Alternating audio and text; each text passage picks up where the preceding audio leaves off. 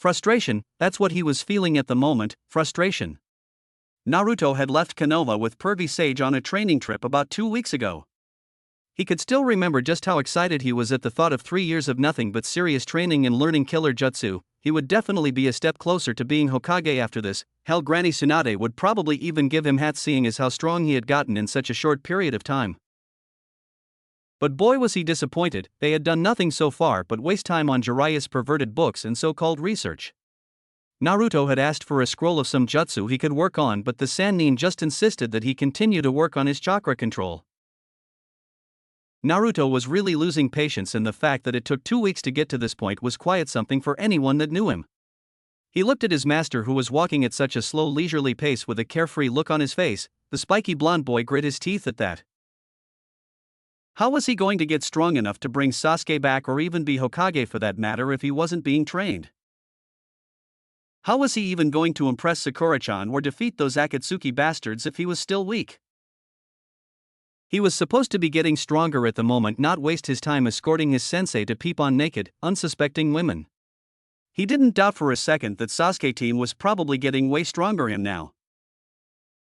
Finally, he's frustration of the better of him. You know what? I can't take this anymore. Hey pervy Sage, what's the big idea? Why the hell aren't we training already? He shouted, his tone dripping with agitation and righteous fury. The Toad Sannin stopped walking, looked back at the aggravated boy and responded, "You are not ready." And then continued walking without a care in the world. The Jinchuriki pulled his hair in frustration. What the hell do you mean I'm not ready, you damn perv? If I wasn't ready, then why did you take me with you in the first place? Honestly, he would have made better progress with Kakashi-sensei at this stage. Well, that was if he was in the mood to teach. Damn, he has some really lazy teachers. Jiraiya abruptly stopped walking and looked back at him with a serious look on his face. A good 5 minutes passed with nothing but awkward silence accompanying it. Naruto was beginning to feel creeped out by the Sannin's piercing gaze and so asked, "What? Why are you looking at me like that?" "Sit down, Naruto." Why do you want me to?" "Sit down."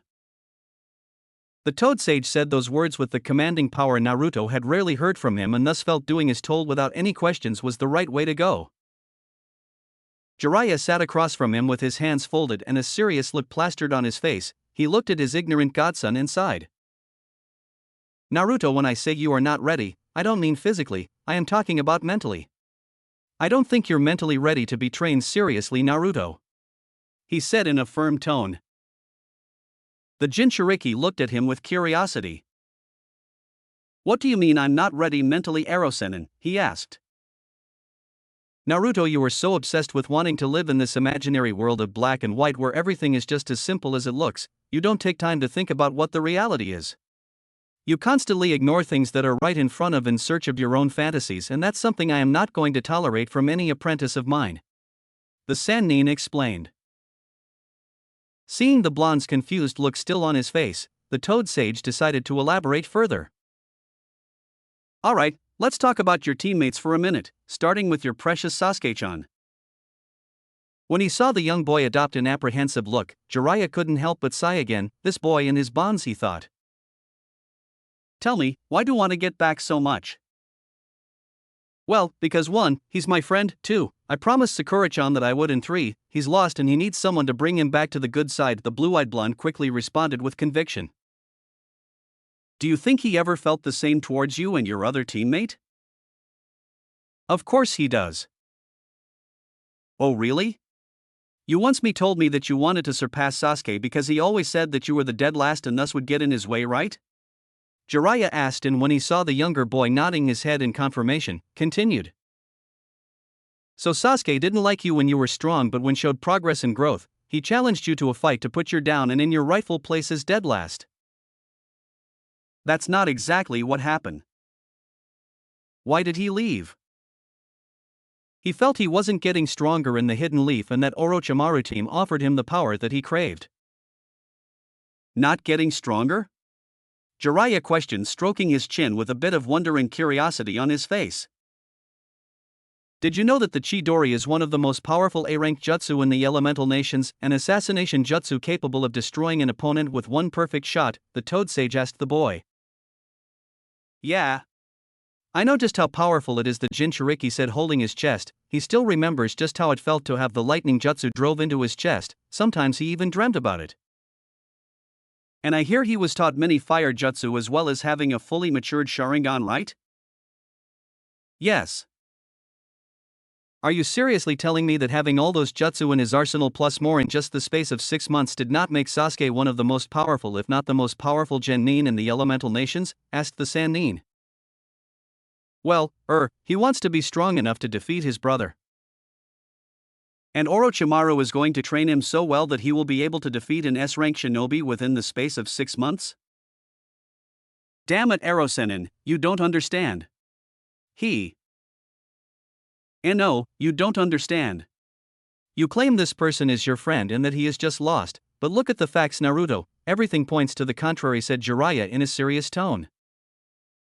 He doesn't like you when you are weak but then resents your growth. Nobody in the village told Sasuke not to chase after his revenge or even refused to train him for it, but for some reason he decided that there was no value in staying with those that cared about him and would help him achieve his goals. He went and offered himself to a very dangerous criminal that is known for performing disgusting experiments on helpless people. How sure are you that he won't follow the same footsteps? Hey! Erosenin, I get that you don't like Sasuke very much, but that doesn't give you the right to compare him to the likes of Orochimaru. Sasuke is different. Yes, he is obsessed with revenge, but he is not going to hurt helpless people just because of it. You don't know, we were trained together and even fought together, so I know that Sasuke is not going to turn into some demented freak. Okay, the blonde Jinchuriki said, angrily defending his friend while glaring at his teacher. How dare Jiraiya say such things about Sasuke? He wasn't perfect, yes, but that didn't mean he was a bad person. He honestly didn't like where this conversation was going. The Toad Sage gave a humorless chuckle. He was really amused at this kid's stupidity sometimes. He definitely didn't get his intelligence from Minato, that much was certain. Naruto, I was Orochimaru's teammate. I fought with him, fought against him, we played together, trained together, ate together. If anything, the third preferred Orochimaru as a student more than Tsunade, and Orochimaru was the third prized student, he told his clueless student. The blue-eyed Jinchuriki's eyes went wide at hearing that. That was the last thing he was expecting to hear. Aji-san preferred to train Oroteam? That's just like Kakashi and Sasuke. So you finally understand now. Orochimaru was my best friend Naruto. Never in my life did I imagine that he would turn out the way he did. So even though you don't want to hear this, I will tell you because you need to hear this. He moved closer and put his right hand on Naruto's shoulder. Sasuke put a Chidori in your chest, Naruto, and you and I both know that if it wasn't for the Kyuubi, he would have killed you multiple times in that battle. You, his so-called best friend, he was willing to kill just because you got in the way of his revenge. What do you think he'll do to a complete stranger he does not care about just for his revenge? He said, looking straight at the boy. Naruto looked down, though unable to find a way to defend his friend. Would Sasuke really turn out like Orochimaru? He didn't want to believe such things, but how could I ever be Hokage if I can't even save a friend? Naruto asked his master. Have you ever been at the Shinobi Cemetery? Yeah. Do you know how most of those shinobi died? On missions, Kakashi-sensei says they are part of a group labeled Kia, which stands for Killed in Action, he responded. While the Hokage is the one that sent them all on those missions, Naruto, sometimes they knew that the chances of survival were minimal and some of those people were friends, relatives, or even neighbors of the Hokage, but they did it anyway. Being Hokage doesn't mean that you can save or protect everybody, Naruto. If that's what you think, then you better get used to disappointments because it's not possible, explained the legendary shinobi. The younger shinobi continued to look down while thinking about what he has been told. He didn't think his desire to save would be tested like this before. What was he supposed to do now? He didn't think he was capable of abandoning his brother to the wolves, but isn't this what Sasuke wanted? Look, Naruto, I'm not telling to give up on saving your friend. All I'm saying is that you should be careful with the people you want to associate with. Just because he's your first friend doesn't mean he's a good person. Trust me, I should know. So then, what am I supposed to do, Erosenin? Asked the boy for the first time in his life, doubting his own conviction. Truth be told, that's your choice to make, Naruto. I just don't want you to make a choice simply because you choose to be blind yourself to certain things. My advice, think about it long and hard. Replied the white-haired man. Okay. Good, now let's talk about your other teammate. Naruto visibly flinched at hearing that. Was he going to get another slap to the face by reality? She's the one you claim to love, right? Asked Jiraiya with an amused look. Hey, I don't claim to love her, I do love Sakura-chan, responded the Jinchuriki with an offended look. Jiraiya face-palmed his forehead, remembering this scene all too well. Young love, so simple, so naive, so stupid. Really? Why do you love Sakura-chan then? Asked the Toad Sage with his arms folded. Naruto gave his customary smile at that question, finally something he could easily respond to. He brought his hand up, showing Jiraiya all 5 fingers, and then started picking them out as he gave a reason. 1. She's smart. 2. She's cute. 3. She's strong. Scratch that. 3. She's competitive. 4. She's, damn it, I just love her, okay? Jiraiya laughed at his godson, earning a mean glare from him. Damn, this scene was all too familiar. He has had this kind of conversation with his sensei Hiruzen Sarutobi way too many times. Okay, so there's no concrete reason, you just love her, but let me ask you this, do you really think she is right for you, Naruto? He asked his really dense student. Of course I do. I mean, I know she has a thing for Sasuke at the moment, but I will make her fall in love with me someday, responded the Jinchuriki with his confidence back in full force. It's nice that you're confident about that, but that's not what I asked. It's easy to fall in love, Naruto, but that doesn't mean the person you love is right for you. I've seen the way she treats you and interacts with you most of the time, and truth be told, that's not someone who is interested in you at all, said the Sannin sagely. Naruto was deflated once again at hearing that. Damn, what was wrong with this day? Usually he would dispute anyone challenging his beliefs and capabilities, but this time felt different. Could it be that his subconscious already knew this, but he simply decided to ignore it? Naruto, nobody is telling you give up on your love. If you feel that your love is real and it's strong enough to handle all the heartbreaks and rejections, then by all means, go for it. I know I have. I just don't want you to miss a great opportunity with a great girl that really loves you. You deserve to be happy, the self-proclaimed super pervert said, trying to cheer up the boy while also giving him some good advice. Naruto stayed quiet, looking like he was contemplating saying something but showing a saddened expression that was quite rare. But after a minute of complete silence, he finally decided to voice his thoughts. What if nobody will ever love me that way, Arosenin? What then? Asked the Jinchuriki. He was really dreading the idea of living alone all his life with no wife or children. He had spent countless hours thinking about what the future would be like for him. With his situation in the village, it was quite possible that no girl would give him a chance. That was one of the biggest reasons he was fighting so hard to be acknowledged. It wasn't just so that he could be Hokage, but to also give himself a chance for a better future. Jiraiya hit a wince when he heard just how discouraged his student was. Were this the kid's thoughts when he wasn't putting up a mask or when he was alone? Villagers really did a number on his self-esteem. He had never felt more ashamed for abandoning than he did at that moment. Don't think about depressing stuff like that, Naruto. I'm sure there is a girl out there who loves or will love you with all their heart. Naruto snorted at that, finding that highly unlikely. Oh yeah? Like who? I don't know. Tell me about all the girls that you know very well. Okay? Well, there's Sakura-chan, who we've already spoken about. There's Tenten, but I don't know her very well. Ino, who was really annoying and very shallow, and Hinata, who is quiet weird. She's really shy and likes to faint when I'm near her. I think she's sick or something. Oh, and she also adopted my Nindo and even encouraged me to beat her cousin at the Chunin exams, so that's pretty cool.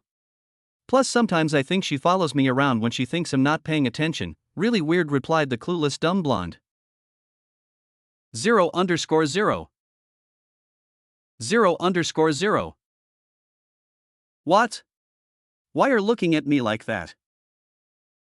Jiraiya merely slapped his forehead again in exasperation. God, this kid is dense. Minato was too, but never this dense. So let me get this straight, this Hinata faints only when around you, never around other boys? Naruto nods. She adopted your Nindo? Nods again. Gave you the confidence to beat her own cousin? Another nod. And likes to follow you around? He nodded again, still clueless. Jiraiya mumbled something about dense clueless blondes and said, "Tell me something, when you take all those facts and really think about them, what sort of conclusion do you come up with on Hinata?" I don't really think about it, Naruto said the gallant in a firm tone. Naruto had no idea what his sensei was going on about, but it didn't hurt to try and think about it. Okay, so Hinata is a pretty shy girl, everybody knows that. She is able to talk with almost everybody except him. She stutters a lot and faints when he's around, still weird, but why him though? Why not Sasuke? Wait a minute, in the academy when there was a rumor going around that Sasuke liked girls with long hair, Hinata kept hers short. She never tried to get Sasuke's attention like every other girl, but that didn't mean much. It could be that she was too shy to talk to him. But then again, she always seemed to pay more attention to him and she never laughed at him when he failed to execute a jutsu. She likes to blush a lot and even tried to help him cheat during the Chunin exams. She adopted his own personal nindo and even encouraged him before the Chunin exams when she should have been rooting for the other side. What about all those times on missions when she... After about 5 minutes of the blonde really thinking hard about something, probably for the first time in his life, he jerked like he just discovered something huge. Hinata likes me? What the hell? But that's... How is that even possible? How did I not even notice that? Wait a minute. Does that mean that she has loved me since the academy? He exclaimed in his usually high voice, unable to believe it. Probably. The boy eyed his master, trying to find any sort of falsehood, but instead found nothing but sincerity. He abruptly stood up, grabbed his backpack and started off towards in the direction of Konoha, shouting, "I have to get to the bottom of this." Though he never got far because Jiraiya grabbed him by the head and turned him around saying, "Oh yeah? And what are you going to say to Hinata when she confirms it, I wonder?" "I will, it's just that, first I discover that my best friend is a potential criminal, then it turns out that the girl I've thought I was in love with is bad for me, and now this. If I miss things that are so obvious, then what else did I miss that was important?" replied the Kyuubi Jinchuriki, feeling frustrated with himself. He knew that he was never the sharpest kunai in the pouch. This was even annoying the hell out of him. How was possible to be so damn stupid and blind? Well, you missed the fact that you come from a prestigious clan. A Kagebushin transfers its memories to the original, allowing you to pick up things faster, and you're the Kyuubi Jinchuriki, Jiraiya said, wanting to just say them all at the same time and get it over with. Having fully absorbed what his sensei was telling him, Naruto looked at his teacher with tears almost coming out of his eyes. He looked heartbroken, almost as if he had just heard that someone he cared had just died. The blonde had never looked so downhearted before. Everything his teacher had just talked to him about has been right in front of him, but he was just too stupid to notice a damn thing. Am I really that stupid? He asked in an almost broken voice. He honestly didn't feel so confident in himself anymore. No wonder everybody calls him an idiot. He is one. How could he be so blind, so dense, so stupid? This time tears did start falling out of his eyes. He has so fixated with his own illusions that he missed the simple fact standing right in front of him. What kind of shinobi was he? What kind of person was he? What kind of Hokage would he be? Did he even deserve to be Hokage? He honestly didn't even know anymore. Jiraiya looked at his godson, getting more dispirited at the minute. He put his hand on the Jinchuriki's shoulder once again and said, "No, you are not stupid, Naruto, you." "Yes, I am," barked Naruto, interrupting him. He roughly pushed Jiraiya's hand away from his shoulder. "I was the dead last at the academy. Everyone calls me a knucklehead or just an idiot. I'm so dense that I miss the simple things and weak. Kami, I'm weak," he continued, his tears freely flowing at this point. "Naruto, calm down. Oh please, you and I both know it. Every fight that I have been in, I would have lost or worse died if it wasn't for the Kyuubi. Haku, Neji, Gaara and Sasuke, all of them could have killed me if it wasn't for this damn fox in my gut," Naruto said, laughing sarcastically at the end and running his hands through his hair. "And to think that I have been so cocky about being so strong and being Hokage one day. I'm nowhere near as strong as I think I am," he continued. "Naruto, I know you're disappointed in yourself, but you have to understand that. Ha! Disappointed? Am a fucking joke, Jiraiya, a dead last. AMA. Naruto, enough. Look, I know it's not easy finding out important things about your life like this, especially when they were all right in front of you, but you have to understand that not all of it is your fault. A lot of people, myself included, played a part in what you're going through. We could have at least tried to talk to you about these things, but we didn't. But trust me, the worst thing you can do in life is looking at the past with resentment and regrets. Instead of whining about it, why don't you think about what you are going to do now that you are no longer ignorant? Focus on the present and future, not the past, Naruto advised the older, more experienced shinobi. Okay, Naruto replied, although he didn't sound so convinced. Look, take some time to think about all the things we've talked about, and when your mind is clear, we can start your real training, Jiraiya ordered, standing up. There's a small town nearby, let's hurry up so that we can find a motel to sleep, he said, already jumping on trees. A few days later, motel room. The last couple of days has been very weird for Jiraiya, not that he was too surprised by it, but Naruto had been very quiet ever since their talk. The blonde mostly kept to himself, only speaking when spoken to. Introspective would be a better way to describe at the moment, a word he never thought he would ever associate with his hyperactive student. The Sannin had given the boy a couple of books to read, and he didn't complain or give any sort of childish tantrum, he simply did as told. He shouldn't be surprised though, Naruto had a knack for doing the unexpected and completely surprise his doubters. The Toad Sage was just glad that the boy was not looking down on himself. Of course his self-esteem was still low, but the Jinchuriki was at least trying to curb his ignorance to the ground. It was for this reason that Jiraiya had every bit of confidence that it wouldn't take long for his usual confidence to return. Perhaps it would even be real confidence and not some mask. Hey Aro-sennin, can I ask you something? Naruto said, sparking a conversation for the first time in days whilst looking at the older man. You're never going to stop calling me that, are you? Asked Jiraiya with mock anger. When the younger continued to look at him with a blank look on his face, the Sannin deflated, mumbling something about disrespectful brats. Sure, ask away. A few days ago you said that I belonged to a prestigious clan. I didn't ask about it then, but now I want to know. Which clan are you talking about? The blonde asked curiously. Already paying attention to the important conversations, huh? Well, good for you, you're learning. Naruto gave a small smile for the praise. Well, you see, the spiral symbol on the back of your clothes and Konoha shinobi uniforms is the symbol of the Uzumaki clan, a powerful, peace-loving clan that excelled in the sealing arts and also possessed strong chakra and even stronger life force. They were the only clan in the elemental nations that had their own village, the village hidden in the whirlpools, and they were Konoha's closest ally. That's why we wear their symbol on our backs, to honor their memory, the Sannin explained. Well, what happened to them? How come I've never heard anyone speaking about them? Unfortunately, in this world, while strength is respected, it's also feared. The Uzumaki's prowess in Fuinjutsu made them really dangerous, and a lot of villages felt threatened by them, so they banded together and attacked them and completely destroyed in the Second Shinobi War. Naruto couldn't help but frown at that news. What kind of people would attack someone simply because they were stronger than you are? Why not just train yourself to be stronger instead? This line of thought brought Sasuke back to his mind. The Uchiha had tried to do the same with him. The minute he showed an increase in strength, Sasuke felt jealous of him and even tried to put him back down. Sasuke could have easily trained harder to reassert himself as the strongest genin on Team 7, but he didn't. Perhaps he didn't want to be stronger maybe he wanted Naruto to be weaker instead.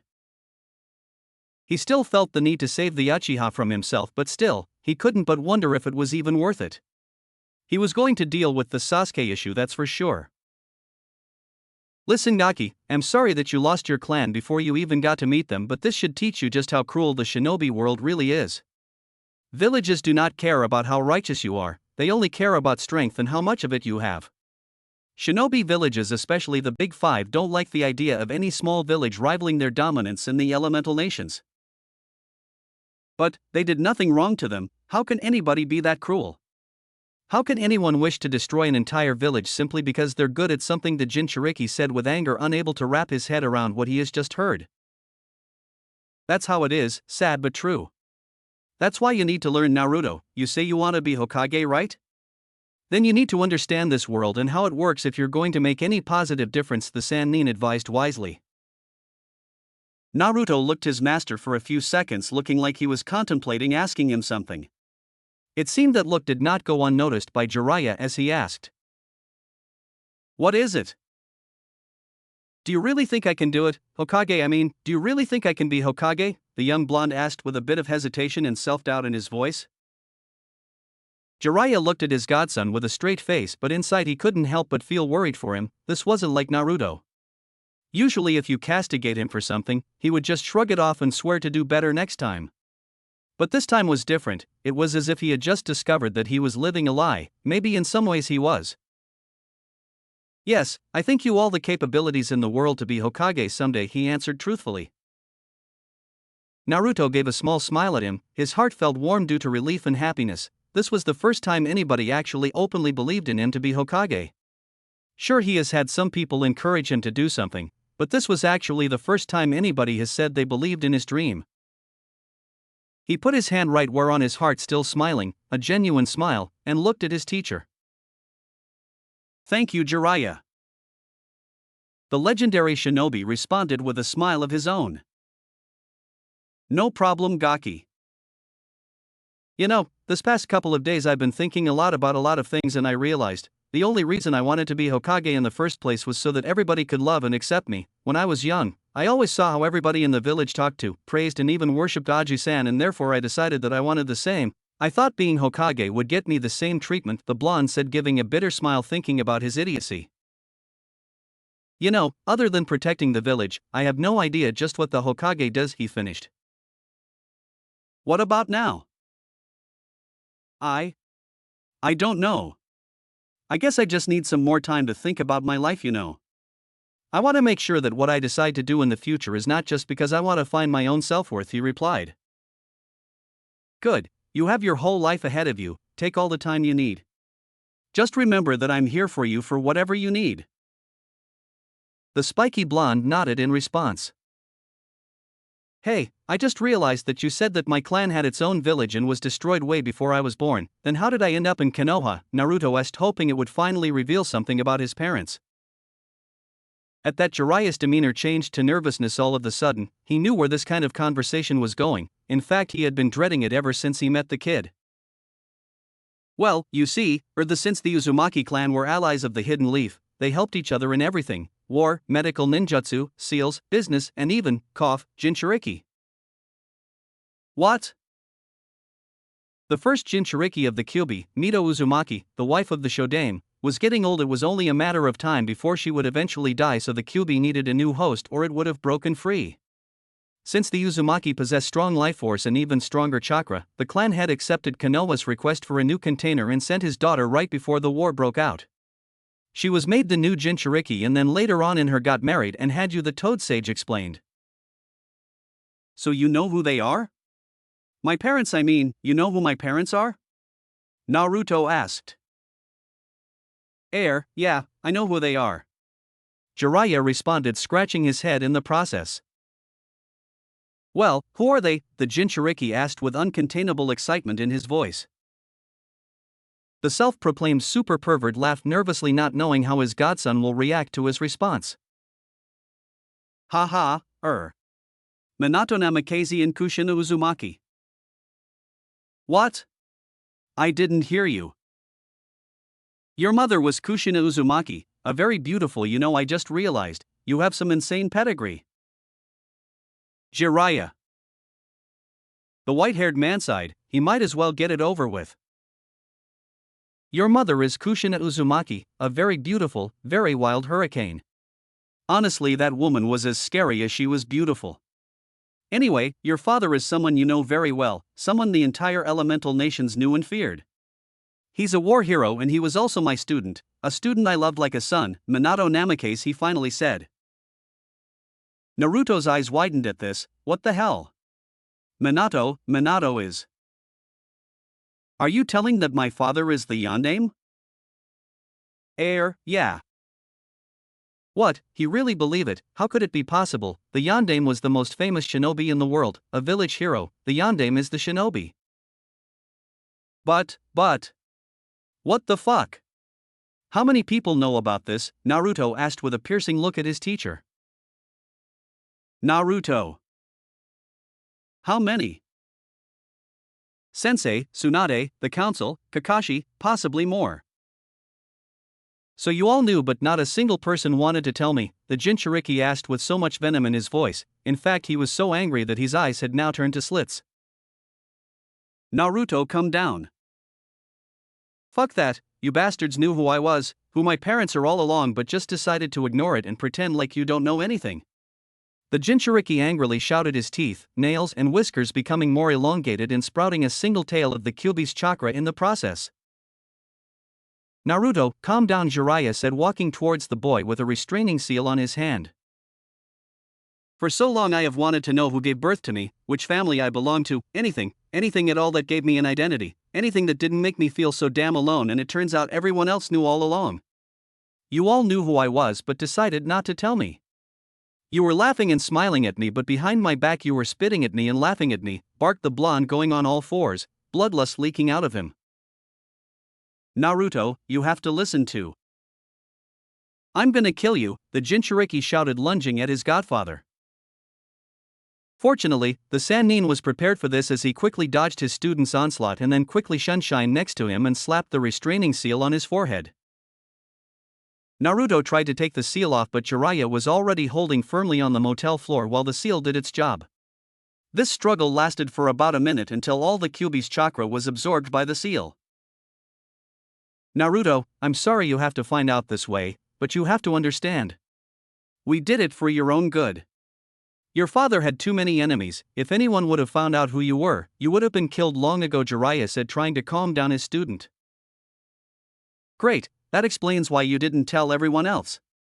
I'm more concerned about why you didn't tell me. You didn't trust me, you all kept me in the dark about my mother, father, clan and heritage simply because you all didn't trust me. Jiraiya gave his wayward godson a deadpan look, responding in the same vein. Really, are you really surprised? I'm not trying to offend you, but you are not really the quietest person in the world, Naruto, plus you have been trying to get the village's attention since you were 5. Are you seriously trying to tell me that you wouldn't have told them about your relationship with Minato during your many attention-seeking activities? Naruto kept quiet, chose not to respond. As much as he hated admitting it, he knew that Jiraiya had a point. He wouldn't have wasted any time telling people that Minato was his father. He would have probably stood atop the Hokage monument and shouted it at the top of his lungs. The white-haired Sannin sighed, looking at his godson. Man, this kid's life was so fucked up. If the circumstances were different, nothing would have been kept from you. Trust me, Minato knew what he was doing when he made the decision to make you a Jinchuriki. But when he did it, he hoped that you would be seen as a hero, a jailer of the bijou that had almost destroyed the village. Naruto snorted and responded sarcastically with a bit of bitterness in his voice, and we know just how well that turned out. What a genius. Jiraiya hid a wince. He couldn't say he was surprised by the resentment he could see on his student's face. Even though he didn't intend for it to happen this way, Minato was the one who got all the praise and adoration while his son got the short end of the stick. Man, this is going to be a long couple of days. Can you take me there? Where my mother was born, I want to see it, the blonde Jinchuriki said to Jiraiya, bringing out of his thoughts. The Sannin responded with a big smile, thankful for the change in subject. Sure thing, Gaki, we'll start off early tomorrow. This little village has some really blessed and talented babes. I want to do some more research tonight, said the super pervert with a lecherous grin. Naruto gave his master a disgusted look. I hope one of them gives you syphilis and herpes. They can try. As Jiraiya was about to go out of the room, the Jinchuriki stopped him, showing a face that said that he wanted to ask something really important. What is it, Gaki? One last thing before you go, why did you choose to train me? I mean, I know you trained my father and all, but that doesn't necessarily mean you are obligated to train me as well. So why are you really training me, Jiraiya? Asked the cerulean blue-eyed boy with curiosity on his face. Oh fuck. Jiraiya suddenly found himself in the same situation he was in just a few minutes ago. This kid is going to surely kill him this time. Well, at least he couldn't say that he didn't deserve it. Do you remember when I said that I loved Minato like a son? The Toad Sage asked with nervousness and a bit of fear in his tone. The Jinchuriki nodded and he continued. Well, it turns Minato and Kushina reciprocated those feelings because when they were expecting you, they named me your, godfather. What? Chapter 2. So this was his ancestral home? The place where his mother, grandparents, cousins, uncles, his entire clan lived. His body trembled slightly as he took a few steps away from Jiraiya. At this point, the Kyuubi Jinchuriki hadn't even registered his presence. He was simply overwhelmed with emotions at seeing what was left of his clan's home.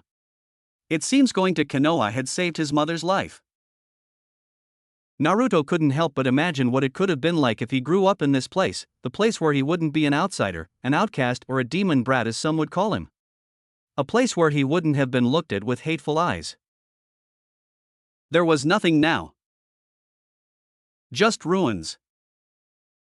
Jealousy and fear had driven some people to ruin this beautiful home of his. How cruel people could be. How are you feeling? Jiraiya asked quietly, even though he already had a good idea what must have been going through the young boy's mind. I feel lost, Naruto answered simply. My father was a Hokage, my mother was the Uzumaki clan head's daughter, my clan was the sister clan of the Senju, which means I was distantly related to 4 of the past 5 Hokage, the other Hokage treated me like one of his grandsons, my godfather is a Sannin, my Jonin sensei is Kakashi the copy ninja, and my teammate was one of the last Uchiha. With all these ties, anyone else would be living the life of some noble prince, but somehow with me. Naruto spoke, he looked his godfather and continued.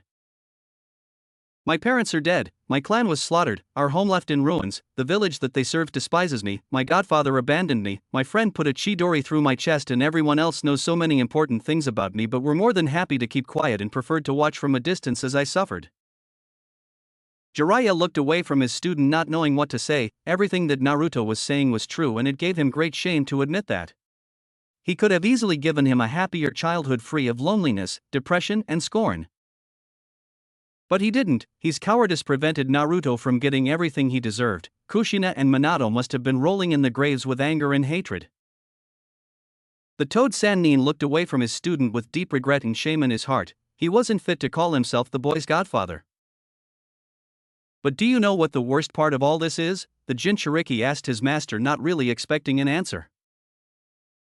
All my life I've been living a lie, and I think most of it has been my fault. I've spent my entire life trying to gain people's love and affection so much that I've somehow managed to delude myself into living in some fantasy world. Maybe I've always hated the villagers of Konoha, maybe I've always held self-loathing, maybe I'm just another hateful human being, more hateful than Gaara ever was, maybe I've been like this all my life and I have been running from the facts all along. I don't know who I am, Jiraiya, I'm lost. Naruto finished wiping away the tears from his eyes. A few minutes of silence passed with both master and student contemplating what Naruto had just said. Jiraiya sat down, motioning to the young boy to do the same. The Sannin sighed and said, Listen, I cannot pretend to know or even understand your pain. Your childhood has given you more hardships and trials than anything I could ever imagine, and admittedly it was only made worse by my absence, but like you have done so much in your life, you have looked at the positives here. Naruto scoffed and asked, skepticism bleeding in his tone. Really? Well then, do tell me what positives I have going for me at the moment. Well, first of all, you don't have much to lose at the moment. Any person in this situation sooner or later realizes that they have everything to gain. The world is at your feet, Naruto. Your dreams, your clan's former glory, your love, and so much more, all those things are right in front of you, and it is up to you to decide which path you want to take. And secondly, you may not have had anyone in the past, but now I'm here for you, Naruto, and I swear on everything I hold dear that this time I will not abandon you, Jiraiya responded, finishing his sentence in a firm tone. The young Jinchuriki looked at his master in the eyes, trying to find some sort of deception in his words, but the older man did not waver. After about a minute of the staring contest, the Jinchuriki finally gave him a small genuine smile, which was returned. Naruto then took his gaze to the destroyed buildings and temples. He took a few steps towards a broken wall with Uzumaki insignia on it, and he put his hand on it, trying to clean out the dust that had accumulated on it. His clan, his family, his village, his heritage, his home, his identity. I do not know if I truly want to become Hokage or not, or even if trying to get Sasuke back is worth it or not, but this," Naruto said, pointing at his clan's emblem. "I will fight for this, my clan, my fallen family, my heritage. I will fight for it, and I will make sure that the Uzumaki name is great again," he finished with fire and determination in both his tone and expression. The young Uzumaki felt his sensei's hand on his shoulder and a whisper close to his ear saying, "You have to be strong in order to accomplish that. Don't you worry, Ero-sennin, by the time we are done with this training trip I'll be beating your ass black and blue, and I won't even need the Kyuubi for that." Scoff, as if. "Oh yeah. Just watch me, you old perv, my old man will be wishing he was me from the grave." 1 week later. "Alright Naruto, before we start with the training, we need to first address your strengths and weaknesses," Jiraiya said as he stopped walking and sat down on grass. They had finally found a good clearing to start with the young Jinchuriki's training. "Firstly, your weaknesses. Your taijutsu is average at best. I've seen your fight a couple of times and I've noticed that you usually fight like a brawler. Your opponents easily overwhelm you in taijutsu, so you use the Kagebushin to try to retaliate and cover your area of weakness. Your ninjutsu was excellent for a genin, but the way you use it is what bothers me. You haven't fully mastered the Rasengan, you misuse the Kagebushin, and you have never bothered to summon the toads to help with your training. You have no knowledge of genjutsu to speak of. Hyuinjutsu is basically non-existent. You completely missed the basics and your chakra control completely sucks." The Sannin said seriously, and Naruto frowned at that. He didn't expect to have so many weaknesses. "As for strengths, your unpredictability is a huge strength to have as a shinobi, and thankfully you have that in abundance. You have more than enough chakra and stamina even without the Kyuubi, and you have the unique ability to talk your enemies out of their emo-ness." He finished with a smile.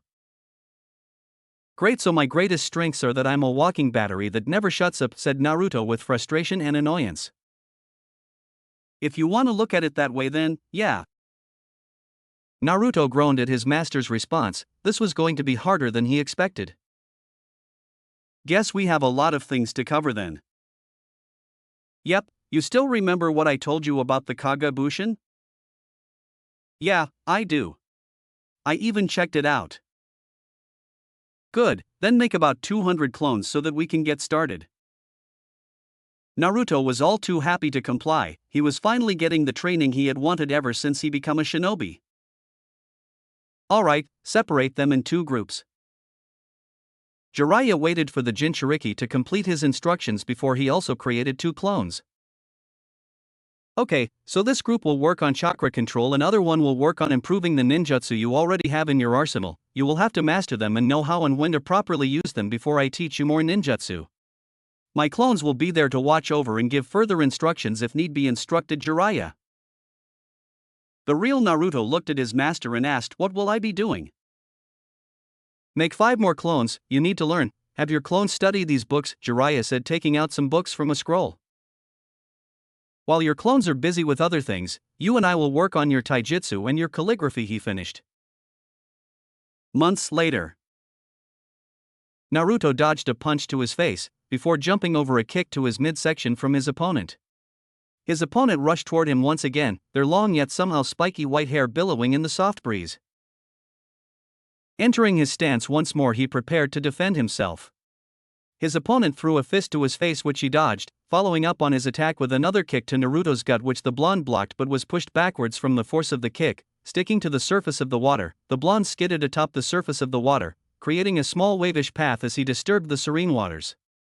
He came to stop as a loose wall of water rose from behind him and he smacked softly into it.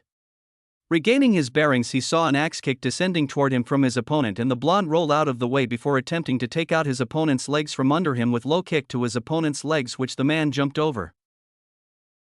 Charging towards his opponent, a wavish trail of water rushing behind, he engaged him in a bout of taijutsu.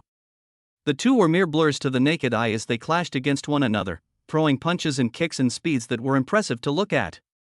Naruto twisted his body in a 180 turning motion as he sent a roundhouse kick to his opponent, which was blocked, before following it up with another long kick which connected with his opponent's chest, albeit with the metal armor covering them taking the brunt of the attack.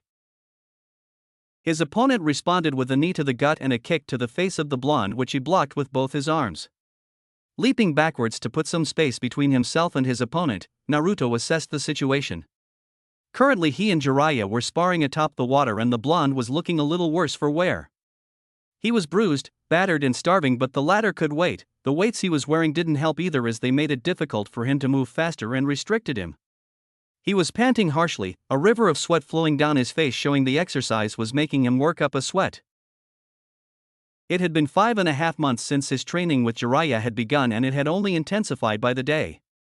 With each day, his perverted sensei would add a new obstacle or a crazy rule that would put him at a disadvantage or handicap him, like the one they were doing now, for example.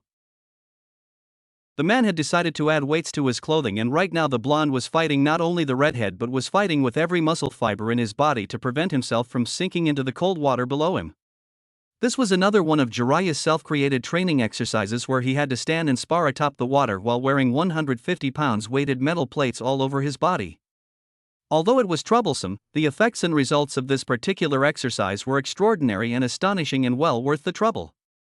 It not only improved his chakra control significantly, but went a long way toward increasing his speed, endurance, strength, and the blonde himself was quite pleased with how far he had come from just the basics of physical training.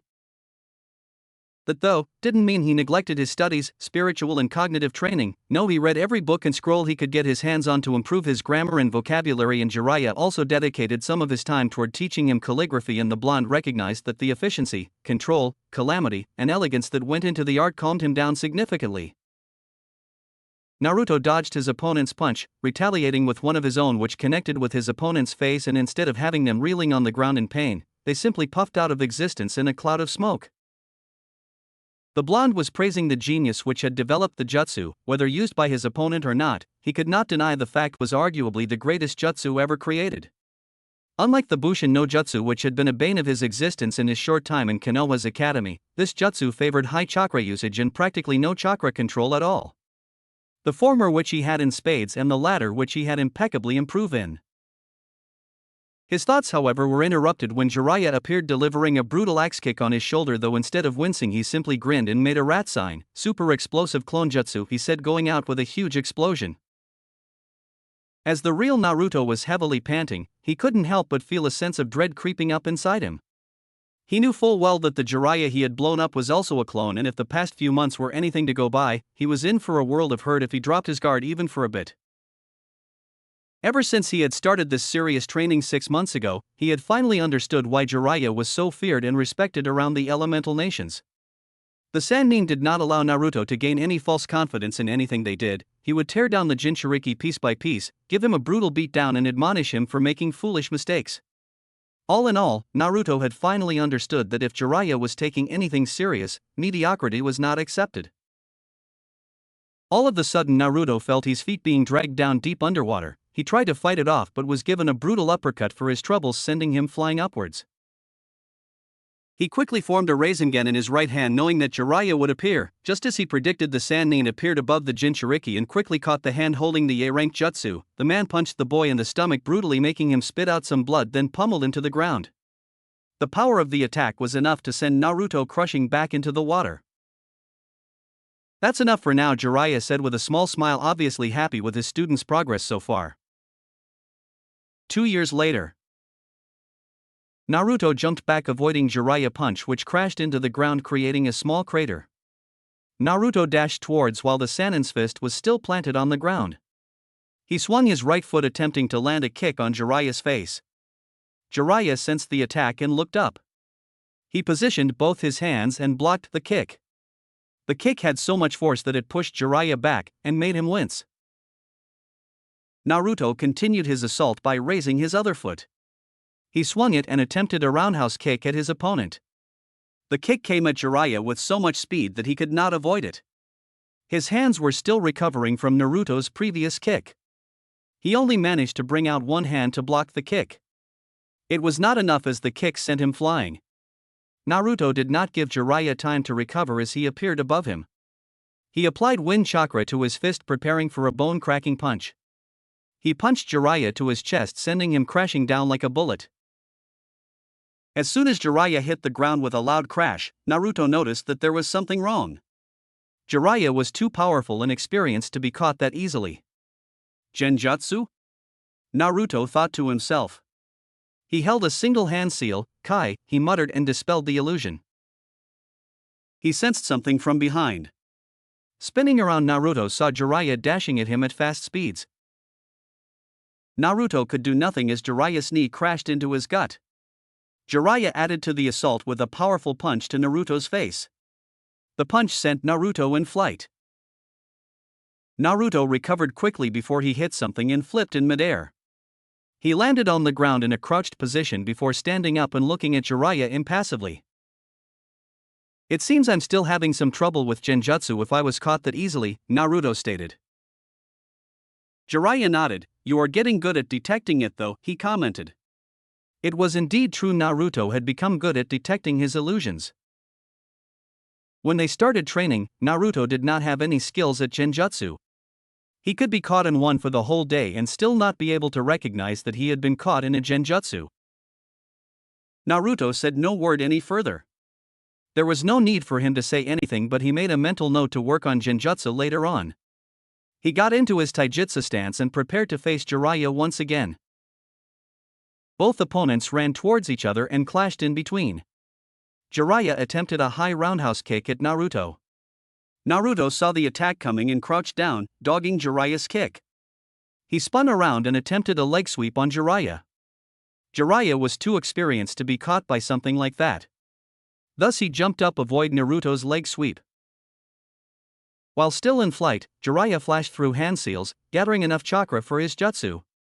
Fire style, Great Fireball. A large fireball expelled from Jiraiya's mouth and raced down at Naruto, who was still in a crouched position. The flames hit Naruto and consumed him before dying down. Jiraiya was on alert, knowing that something like that would not put Naruto down despite him firing the jutsu at a close range. He was not disappointed as Naruto charged at him from behind. He quickly spun around to block a kick aimed at his head. Another Naruto appeared behind Jiraiya and threw a number of shurikens at the Sanin's back. The Naruto that had attempted to kick Jiraiya disappeared in a puff of smoke. Jiraiya realized that it had been just a distraction. He quickly used a replacement technique to avoid the shurikens that were of no doubt doing to pierce his back. A log appeared in his place, taking the hits that were meant for him. Naruto narrowed his eyes, searching for his sensei. He did not have to wait long as a bundle of shurikens flew towards him at high speed. Naruto gathered the wind around him and mixed it with his own chakra. Wind release, wind palm. Gusts of wind sped towards the shurikens. The two attacks met and Naruto's jutsu propelled the shurikens away from Naruto. The gusts of wind continued to make their way towards Jiraiya, who simply leaped away. Naruto went through a number of hand signs. As he did that, the wind around him turned into at least 20 wind shurikens that were spinning around him. Wind release, wind shuriken. The wind shurikens sped at the unmoving form of Jiraiya. He knew that the shurikens were sharp and could leave a few gashes should they hit him. He had seen the attack before, and it would be nasty if he were to be hit. As soon as the wind shurikens got into touching distance with Jiraiya, he disappeared in a perfectly timed body flicker. Naruto cancelled his technique and looked to where Jiraiya had disappeared. Earth style, instant earthquake. Naruto barely had the chance to defend himself when the ground he was standing on suddenly opened up and swallowed him whole, crushing him in the process. Jiraiya, seeing his student seemingly get crushed by the small earthquake, nearly stretched his sensing abilities. The Sannin knew full well that while that attack could have easily killed any Jounin, his student was way too unpredictable and too resilient to allow himself to lose a battle like that. Jiraiya's thoughts were interrupted when he heard the blonde say, "Earth style, projection fish style jutsu." Naruto did his jutsu while he was underground and attempted to pull Jiraiya to the ground, but the Sannin reacted faster and jumped away, avoiding the jutsu. His relief was short-lived when the blonde appeared above him holding a very, very dangerous jutsu that was making screeching noises. Wind style, Raisin Shuriken, the blonde said and threw the jutsu at Jiraiya. The Sannin's eyes widened in panic. For the first time in a long time, Jiraiya was actually afraid for his life. The Raisin Shuriken was nothing to scoff at. He knew exactly the kind of damage that the jutsu was capable of. He had labeled it as an S-rank jutsu for a reason. In an act of desperation, the Toad Sage created a Rasengan of his own and quickly added his fire affinity to it.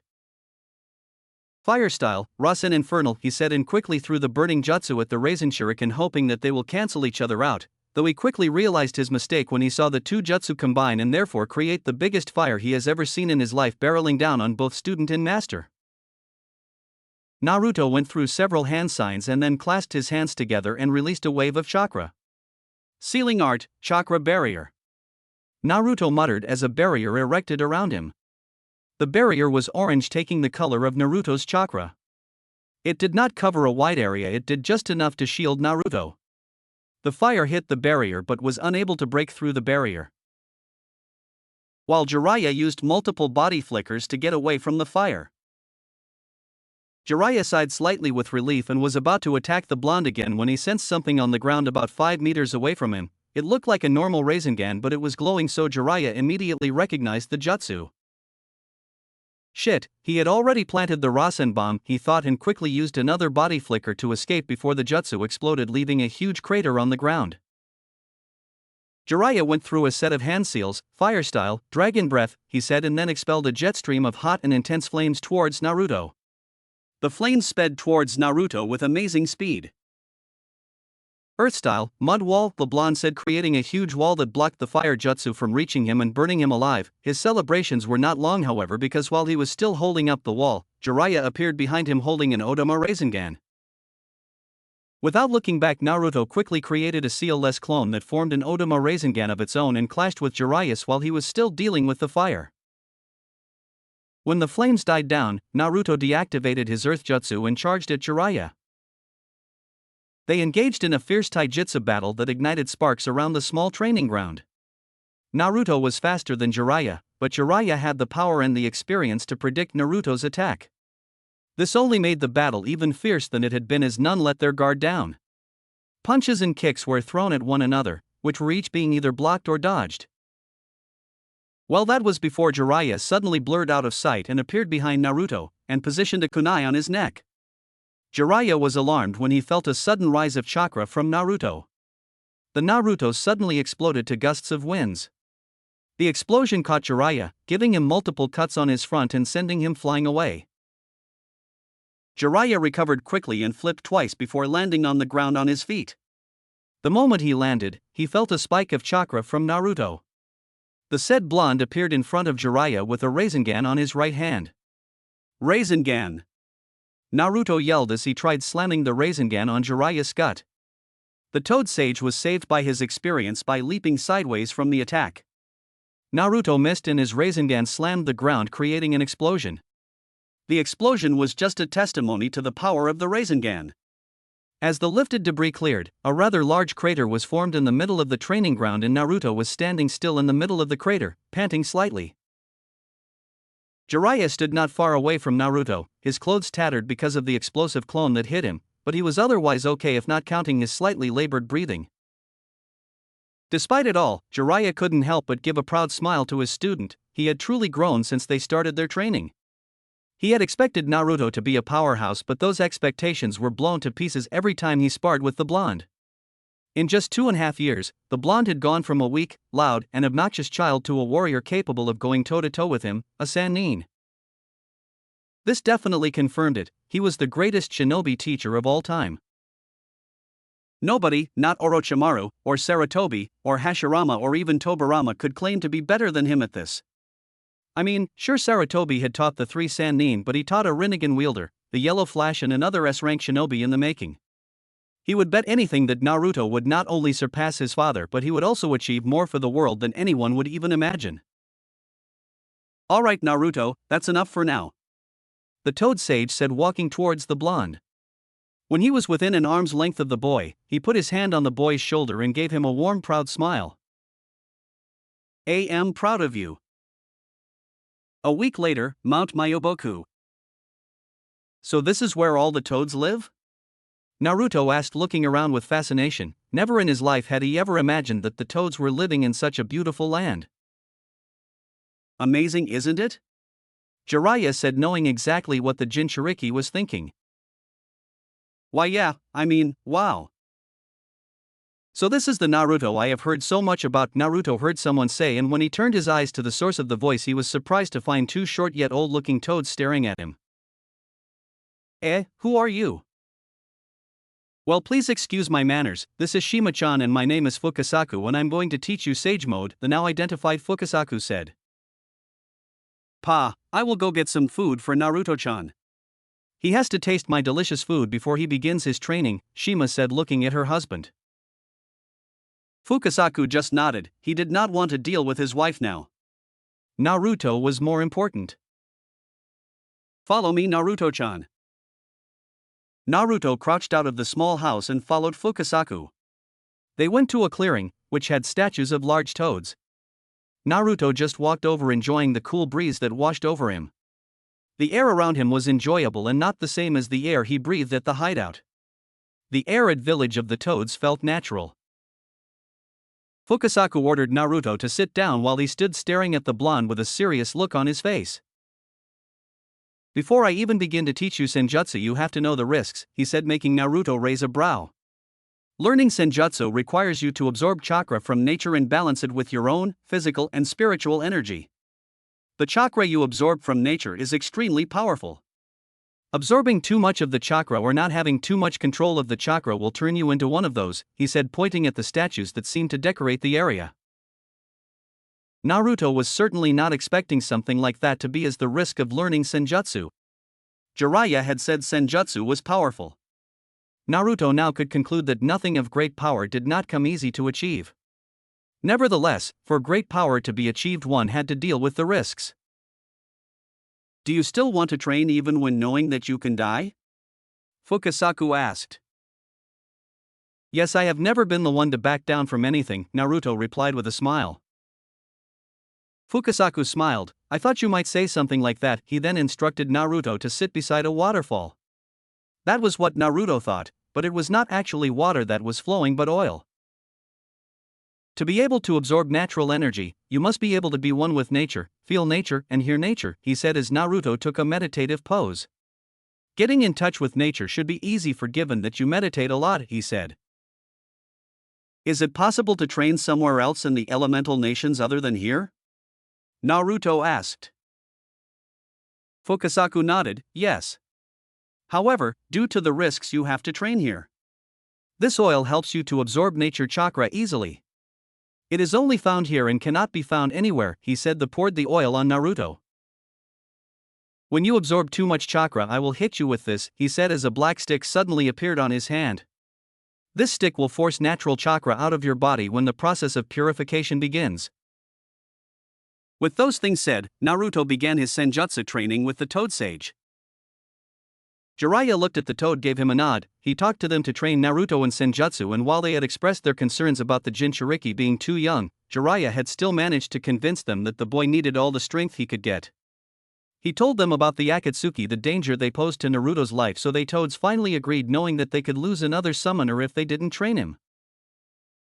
I leave him in your hands. I'll be meeting some contacts and hopefully get some more intel on the Akatsuki and their motives. I'll be back in a month or two, she said before disappearing in a puff of smoke. 2 months later.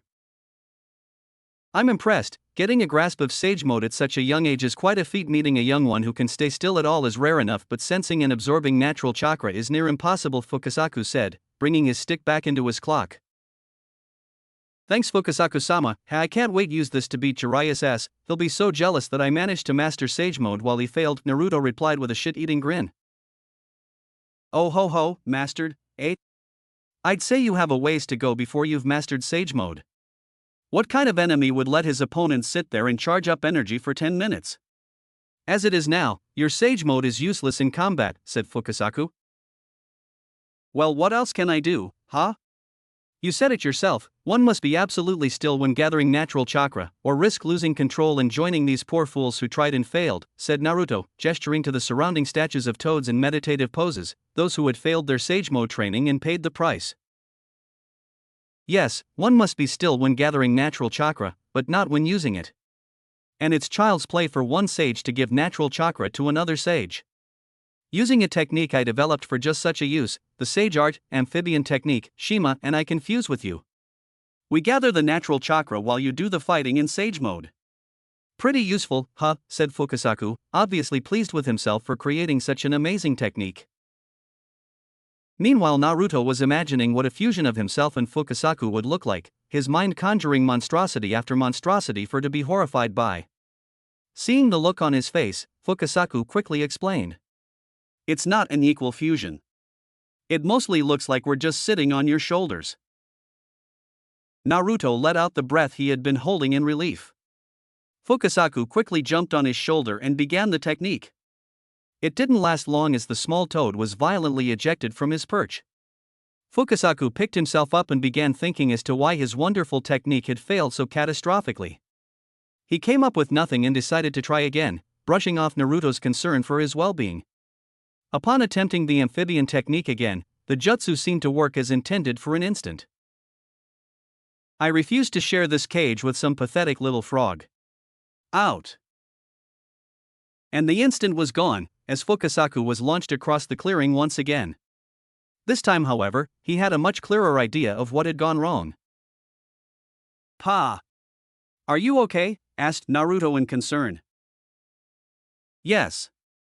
Yes, I'm fine. It's the Nine Tails that's rejecting the amphibian technique. I'm afraid that you won't be able to use Sage Mode. I realize this must be a lot to take in, but the toads and I think nothing less of you. This is Dash. Stop! Interrupted Naruto, his hair shadowing his eyes. I won't let this stupid fox dictate what I can and can't do. If I can't fuse with you to use Sage Mode, then I'll just learn to use Sage Mode while moving. What? That's impossible. Gathering natural chakra, whose entire purpose is to be gathered while moving, is impossible. It can't be done, said Fukasaku in disbelief. Before you, Sage Mode was next to useless. You invented the amphibian technique, I'll invent something to gather natural chakra while moving, said Naruto determinedly. Fukasaku's eyes widened before he smiled a devious smirk. Alright, if anyone can do it, it's you. But I don't want you trying this without me nearby to knock the natural chakra out of you, said Fukasaku, brushing himself off. No worries, I've been studying Fuinjutsu for the past 2 years now, so I'm sure I can create something that can allow me to maintain Sage Mode without having to stay still, Naruto said, ever confident in his skills. 2 weeks later. Fukasaku didn't know whether what he liked about Naruto the most, his determination or his talent. Firstly, the 15-year-old surpassed all his expectations when he mastered Sage Mode in just 2 months. Not even Minato managed to do that. Then 2 weeks later, the Jinchuriki created a seal that allowed him to maintain Sage Mode at all times, even during sleep. Fukasaku was never one to believe the constant bullshit that the Grand Elder Toad kept spilling about some child of prophecy, but now he was actually starting to believe. The Toad looked at the grinning young boy again, paying close attention to the seal on his chest and back. The seal on the chest designed with a kanji 4 inlet and outlet for the one on his back. Apparently, the seal he had created was in 2 sets, namely, the inlet seal and the outlet seal. After countless days of trying and failing to come up with a suitable seal, the Jinchuriki had gone to a river to freshen up, but after observing the water pass through a tunnel and go out through the other end, the blonde realized that if he was to make Sage Mode easy for himself, he had to act like the tunnel. If he had created a seal that only allowed nature chakra inside his body, then his body would not be able to contain the constant chakra getting into his system. It would only be a matter of time before he would blow up like some overinflated balloon. Even the Kyuubi's chakra was held by a seal, so he realized that having an unlimited amount of nature chakra in his body was just asking for trouble. Thus came the creation of the sealing art, inlet and outlet seal. The inlet seal allowed the nature to get into his system, while the outlet seal took the chakra out his system as soon as it entered, creating a perfect balance. The seal acted in such a way that as long as there was nature chakra in the environment, which there was, he would always be in Sage Mode unless he closed both sets of the seal. Fukasaku-sama? Naruto said, bringing the older sage out of his musings. What is it, my boy? Is there a problem? He asked with a bit of concern in his tone. Not at all. It's just that ever since I started learning elemental ninjutsu with Jiraiya-sensei, I learned wind and earth manipulation quite easily, since wind is my primary element while earth is secondary, but since the likes of Kakashi-sensei and Sarutobi-Gigi are able to use all 5 elements, I trained harder to try and master the other 3 elements as well, but I couldn't even get down the basics of them. Yesterday though, when I was in Sage Mode, I tried to burn a leaf with fire chakra and surprisingly enough it worked. When I tried it again in my normal state, I failed miserably. Can you explain that to me? Said the blonde, looking at his teacher intently. Well, it's really not that surprising, really. You see, nature chakra does not belong to any specific element: water, earth, wind, fire, neither lightning nor any other element. That's because nature has them all. That's why when one completely masters Sage Mode, they become aware and in tune with the world that surrounds them. Sage Mode is not just about gaining some more power or sensory abilities, it's the ability to feel and understand the world as a whole. That's why one of the first stages of mastering Sage Mode is meditation. So yes, while in Sage Mode it will be easier for you to learn and execute elemental ninjutsu, the toad explained to the blonde. I see. It's quite fascinating, no wonder Jiraiya-sensei values it so much, Naruto remarked. Pa and Naruto-chan, food is ready.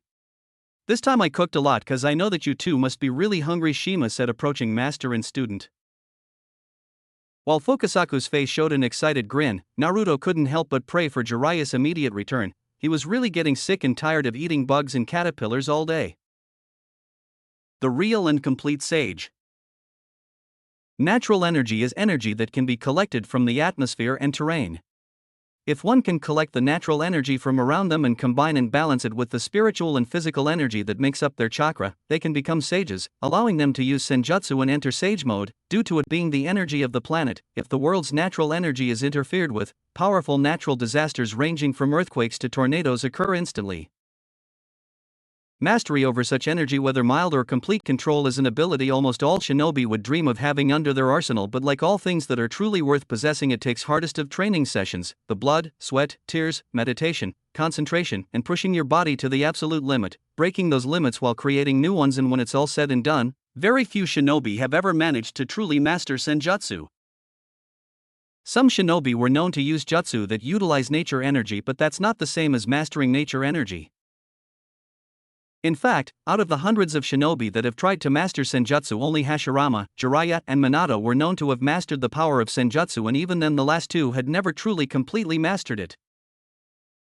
All these facts though didn't seem so significant when Jiraiya looked at his latest student with wide eyes.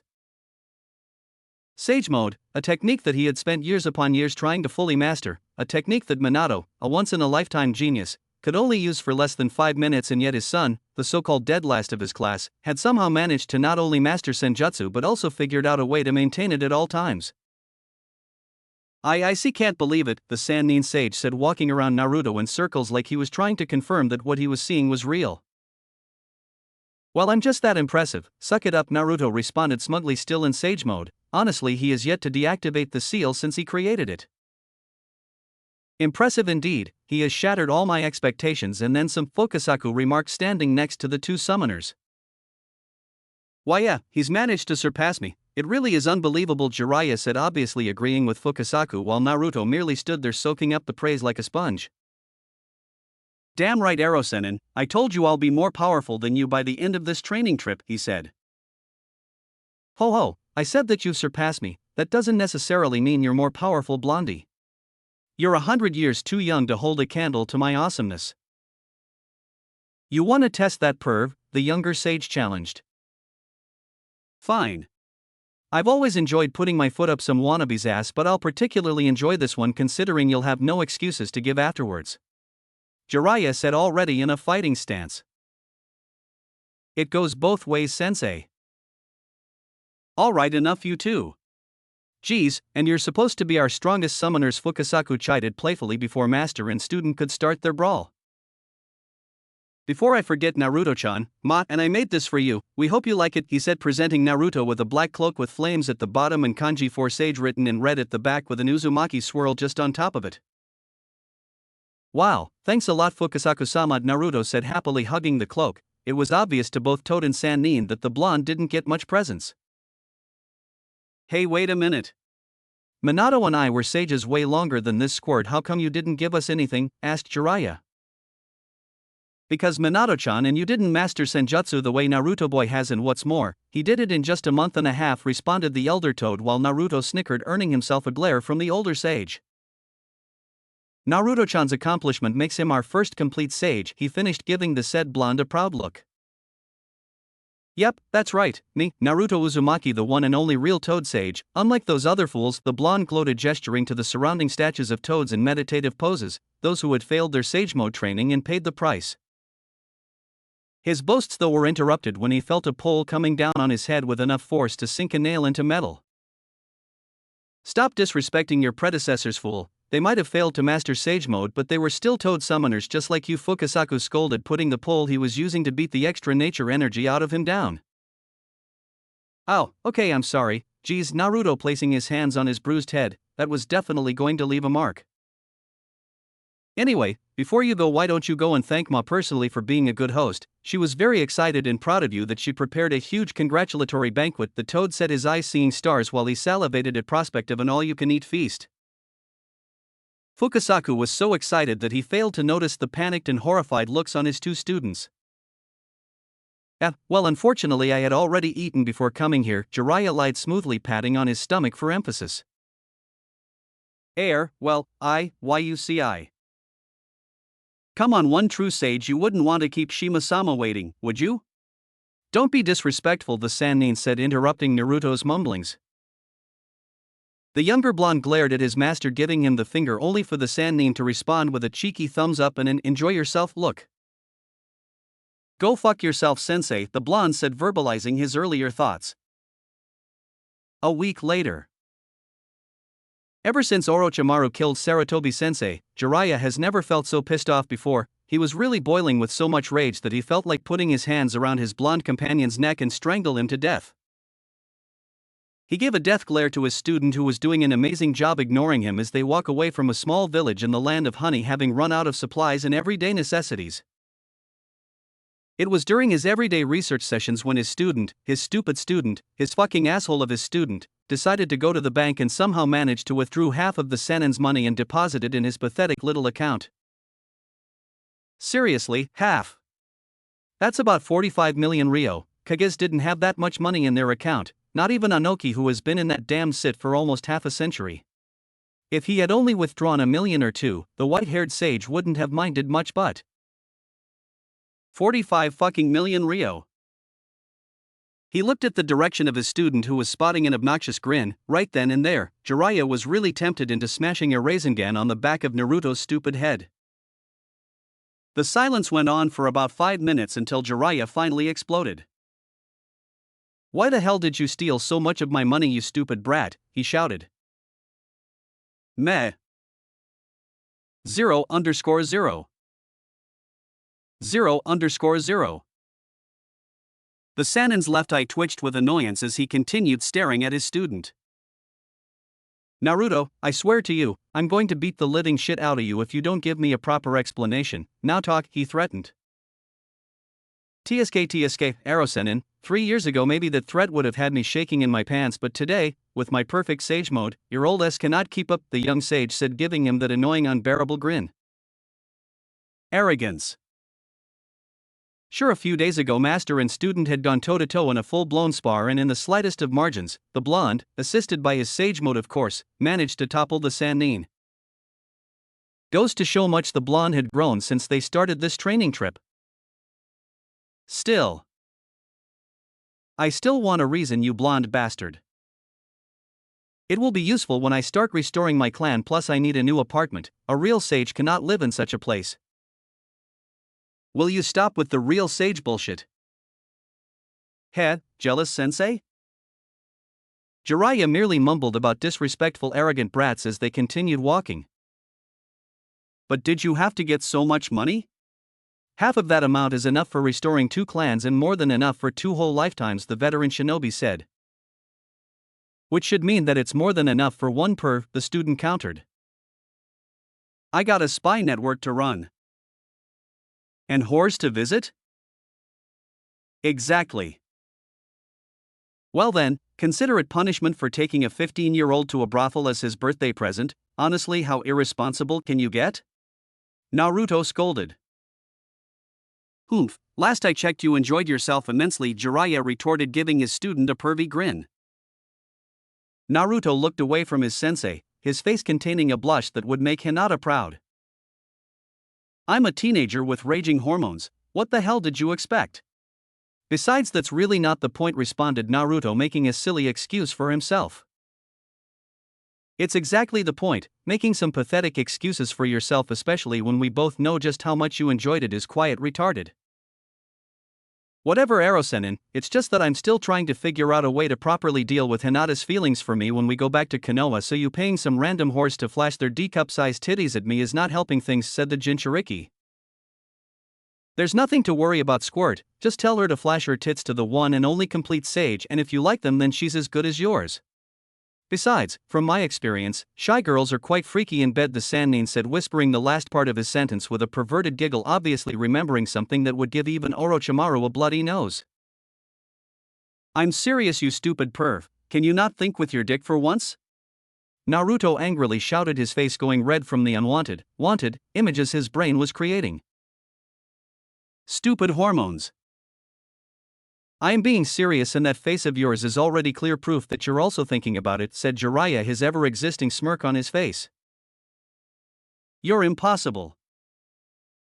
The two continued walking in comfortable silence for a few minutes, giving the Sannin time to really think about his godson's growth and what is possibly awaiting him in the future. Akatsuki. The criminal organization he has been investigating for years without much success. For a group of shinobi who walked around in black cloaks and red clouds on them, information about their whereabouts and activities was rather scarce. That and the fact that they had a spy network much better than the older sage himself, making them a much bigger threat. Ever since he started investigating them, the only information he got was that they were only comprised of S-rank shinobi. Orochimaru was once a member, its other members are Itachi Uchiha and Kasame Hashigaki, and that they were targeting all the Jinchuriki. For what purpose? He had no idea. Why did Orochimaru leave? He had no idea. Who was their leader? He had no idea. Who were the other members? He had no fucking idea. It was honestly frustrating trying to find anything out about this organization. The only thing he could do was hope Naruto's training was enough to beat these guys. The Sannin made a silent vow to protect Naruto at all costs. He has already failed to protect his first students, the AIM orphans, his prized student Minato, and he also failed to look out for Naruto during his rather harsh childhood, but this time he would be damned if he let anything happen to his godson. Jiraiya took a quick peek at his blonde student, who has been in sage mode ever since they left Mount Mayaboku. His eyes were a golden yellow with bar-like pupils and natural chakra showing itself as orange markings around his eyes, and he was wearing the cloak that the toads had made for him. Well, despite his obnoxious boasts, the blonde Uzumaki has really grown during these last 3 years, not only in strength but in intelligence as well. Looking at him now, he's such a stark contrast to the person he was when they first started. The 12-year-old child who struggled for recognition, acceptance, and looked like he had the weight of the whole world on his shoulders but skillfully hid it behind the face of a smiling knucklehead. Now he is a 15-year-old real shinobi who was confident in his own abilities and his place in the world, and Jiraiya couldn't help but feel a bit of the guilt that has been within his heart concerning his abandonment of the blonde Jinchuriki wither. Yo, Arosenin, said Jinchuriki, interrupting his thoughts. You know how my chakra is so condensed and just too damn much that I couldn't manage to use the academy basic jutsu like the Bushin, right? What of it? Well, 2 days ago I was messing around with the Kage Bushin because I was just bored, but then I realized something when I tried the transformation jutsu on the clone. What?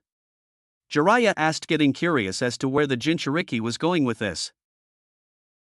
Yes, well, I hinged into a toad yesterday and I actually turned into real durable and tangible toad, Naruto said, wide eyes from the veteran shinobi. Naruto, that is not how the transformation technique works.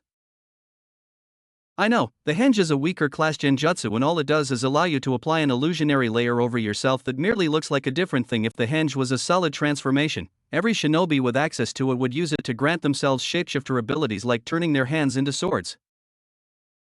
But you've somehow managed to do something that no shinobi has ever done before, and that's to make yourself a shapeshifter using the henge, the Sannin said, wondering if his student was quiet, possibly one of the most talented shinobi out there, because this was just getting ridiculous.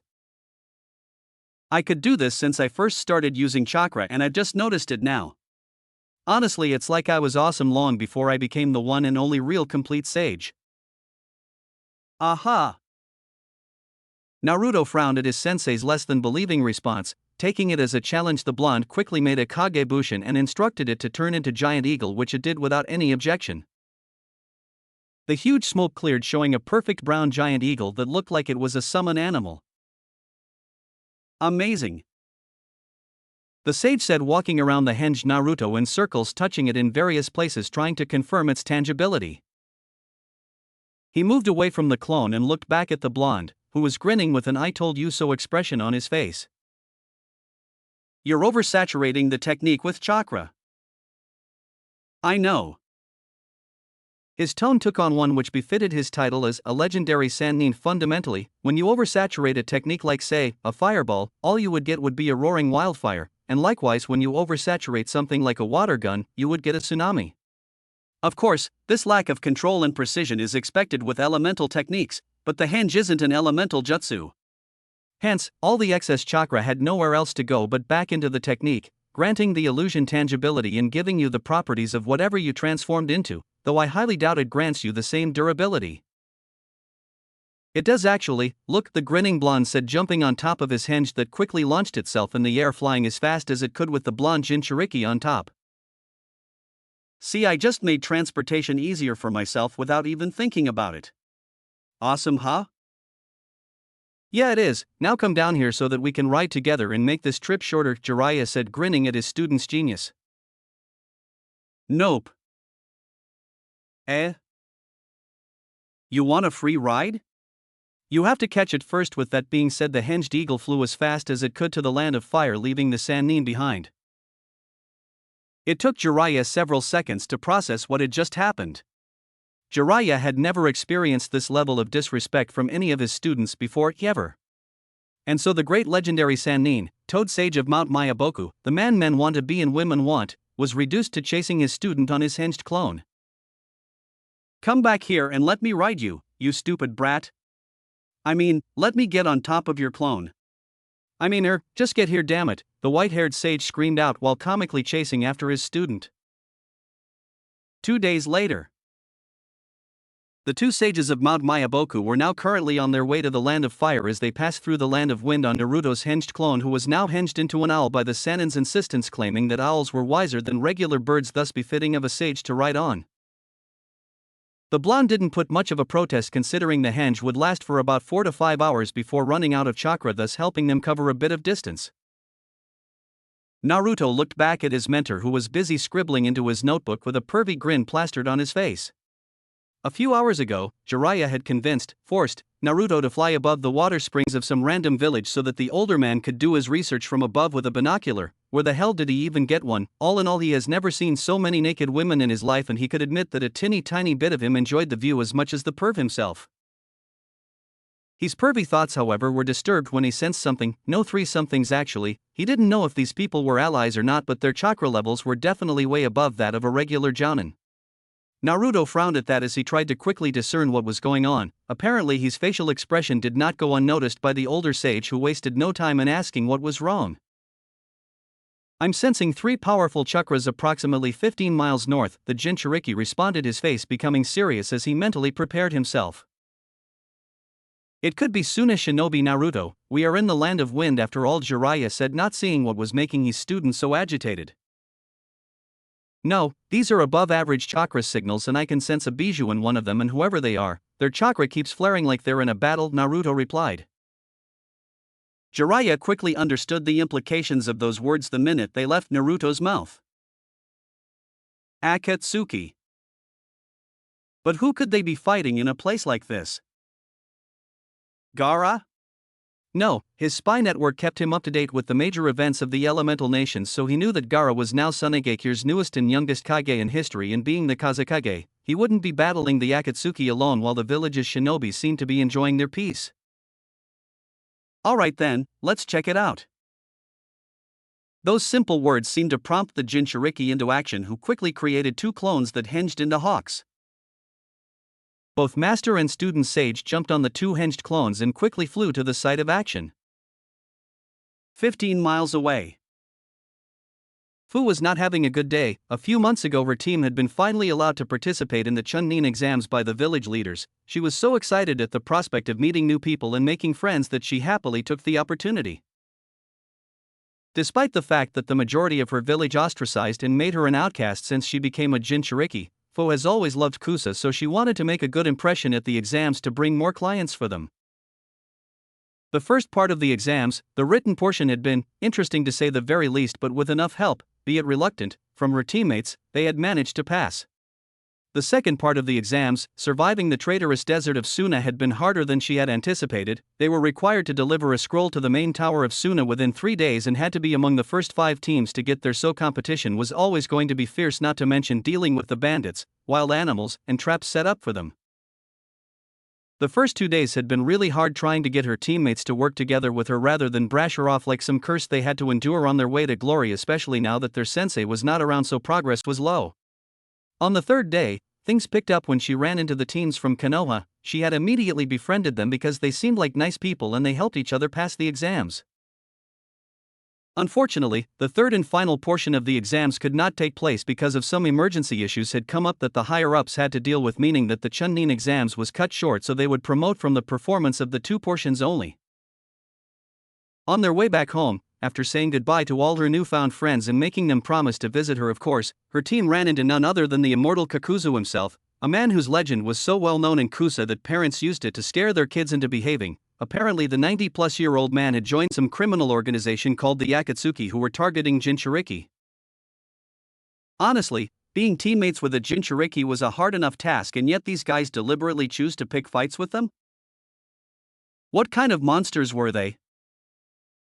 Oh right, S-ranked shinobi. And so, here she was, her entire team completely slaughtered by Kakuzu's sadistic partner while she defended herself against the immortal man himself. The battle, if it could even be called that, was pretty much one-sided. Fu used every jutsu in her arsenal, even her Bijuu's chakra, but Kakuzu somehow managed to take everything she threw at him and walk out of it with nothing but a mere scratch. Fu was no fool, I roll. She knew from the moment it started that this battle was going to be her last. Every part of her knew, and yet she didn't want to give up. She wanted to push on, give it everything she had, and hopefully find some sort of lifeline, anything to ensure her survival.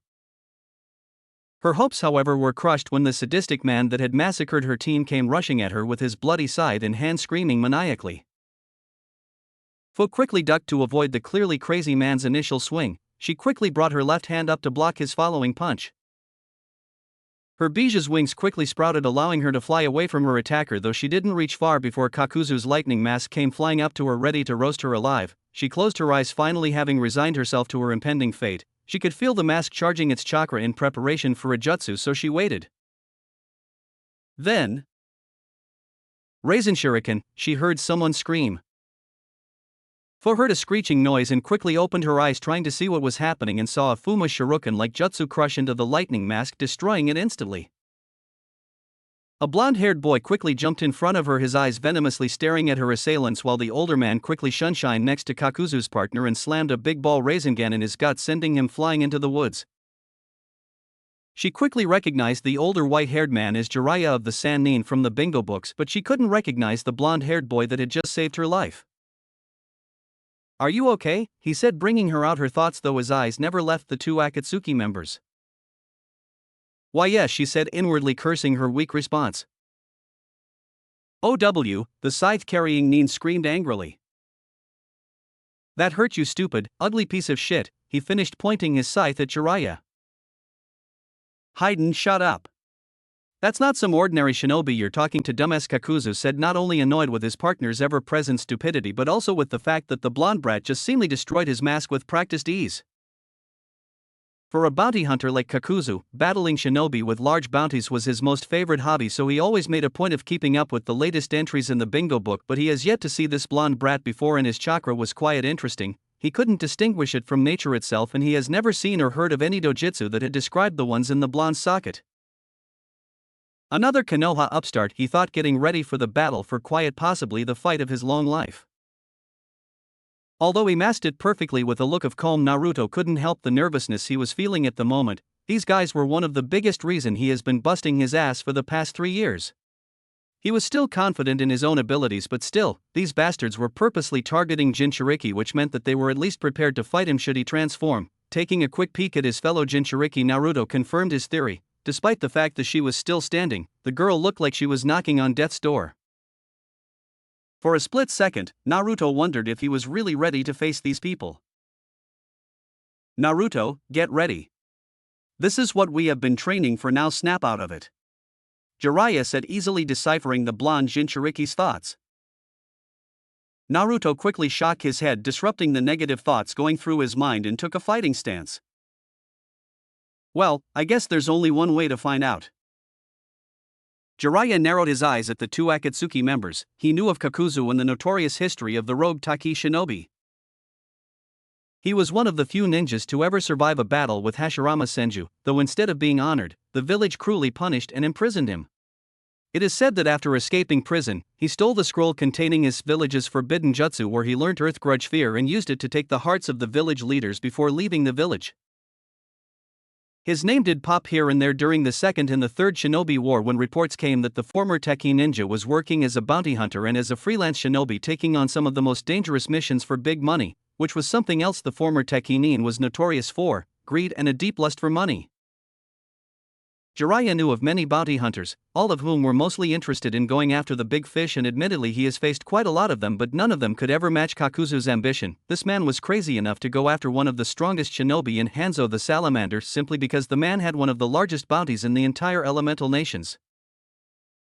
Of course he failed, but the mere fact that he survived the one-on-one encounter with Hanzo when the entire Team Hiruzen had barely escaped with their lives is nothing short of amazing. But that was a long time ago. Jiraiya was still an inexperienced jonin at the time he was fighting Hanzo. Now he could comfortably say that he was one of, if not the most powerful shinobi in the elemental nations, with tons of experience and wisdom to back up his power. Not as much experience as the 91-year-old rogue nin, of course, but still enough that mattered. The Sanin's eyes narrowed further as he eyed Haiten. It irritated him to realize that he knew next to nothing about the man. His name is Haiten, and judging by the slashed forehead protector placed around his neck, he was from Yugakure. That's all he knew about him. His face didn't ring any bells from any bingo books, and from what he knows of Yugakure, the village turned from being a shinobi village to become a tourist attraction years ago. This man has no reputation whatsoever. Jiraiya knew nothing of his skills, past battles, or even a dangerous mission Haiten had been on. And yet, he found himself an Akatsuki, the most dangerous threat to the elemental nation in history, comprised of only S-rank shinobi. So it was quite right for Jiraiya to assume that Haiten was also an S-rank shinobi himself, despite the fact that he didn't know or recognize him. If participating in 2 major wars and countless other battles had taught him anything, it would be to never underestimate his opponents simply because of reputation, or rather a lack of it. If the Akatsuki trusted him enough to hunt down Jinchuriki for them, then he sure as hell won't underestimate him. Hell, Naruto was basically a nobody in the elemental nations, and the Sanin himself knew firsthand just how powerful the blonde was, so who's to say that Haiten wasn't the same? And because of that, Jiraiya deemed Haiten as the most dangerous of the two, but he wasn't going to make any decisions based on assumptions alone. Then again, considering that this was a 3-on-2 situation, he guessed the odds favored his side. Nevertheless, he still wasn't going to make any reckless decisions. The older sage looked at his student, frowning and seemingly ready for action. Well, I guess now's the time to find out if you are really ready, Naruto, he thought. Come on. Just what the fuck are we waiting for? Haiten screamed with frustration, much to the annoyance of his partner. Shut up, Haiten, Kakuzu said in a dangerously low tone, though he was interrupted when Jiraiya spoke out loud. Now, Naruto. No sooner had Jiraiya said those words than 2 Naruto clones puffed into existence. A second later, they disappeared. A shift in the wind was the only warning they got, as both clones were behind the 2 Akatsuki members, each clone swinging a Rasengan across their backs. Kakuzu's eyes widened when the clone slammed Haiten with the Rasengan so hard that he sent the Jashinist back into the woods with an incredible speed. Though the clone targeting him didn't have the same luck, because the moment it connected with the Rasengan, Kakuzu used his experience with fast opponents by using the Iron Skin Jutsu. His skin instantly turned darker, his body became hard as iron, therefore the Rasengan didn't do much damage to him. The clone widened its eyes, but he used that moment to execute a high roundhouse kick that connected with its head, immediately puffing it out of existence. The next second the other clone was on him, but again, Kakuzu was prepared. The clone delivered an axe kick which Kakuzu easily blocked with his hands, but he didn't give the clone any other chance as he countered with a brutal uppercut on it. Super exploding clone, the clone said before it went out with a big explosion. When the smoke cleared, it revealed a harmless Kakuzu staring at Naruto with an irritated expression. "That won't work on me, boy, you're gonna have to try harder," he said, rubbing some dust off his cloak. "Well, it seems that settles it. I'll handle Kakuzu while you two should go after that Haiden guy," Jiraiya commanded. "But be careful, don't underestimate him, and if he proves to be too much to handle then just hold him off until I'm done here." "Got it, Fu, since you're still injured you will be my backup." Right, Fu's expression hardened as she nodded too, slipping back into her combat stance and summoning a water sword again, ready to fight alongside her fellow teen. "Jiraiya of the Sannin," Kakuzu said as he evaluated his opponent, "while this is a surprise, today seems to be my day. Your prowess and actions as a spy master have given you an enormous bounty." "Damn it!" Haiden cried as he emerged from the woods, rolling his shoulder as he shrugged off the pain of the attack. "That hurt, you little shit. Where the fuck did you even come from?" "He may not be fast like his partner, but it seems that he can at least take a hit, though I still can't believe he just shrugged off the Rasengan like that," Naruto commented. "Ha! Like I told that little cunt, we are immortals," dumbass Haiden taunted with a grin spread across his face. "And I've told you a million times that there is no such thing as an immortal." Jiraiya grunted in response before making two hand signs and slamming his palm into the ground, earth style, dark swamp. Both Akatsuki members' eyes widened as the earth transformed into thick mud at the Sannin's touch, rapidly spreading across the ground towards them. The two leapt in different directions to escape the spreading bog which chased after them in both directions. Jiraiya released his jutsu and sped after his opponent as Naruto and Fu did the same with Haiden. Fire style, flame bullets. Jiraiya inhaled deeply and breathed out a massive, oil-filled ball of fire which barreled towards the missing Nin, who leapt over the attack. Kakuzu was very fast, very strong, and highly skilled in taijutsu, but Jiraiya outdid him in all these areas. However, he was still pushing Jiraiya back against a wall. Why, you might ask, was the sage having so much trouble? All one needed to do was look at Kakuzu to find the answer. Though he still looked normal, his skin had taken an unnaturally dark tone.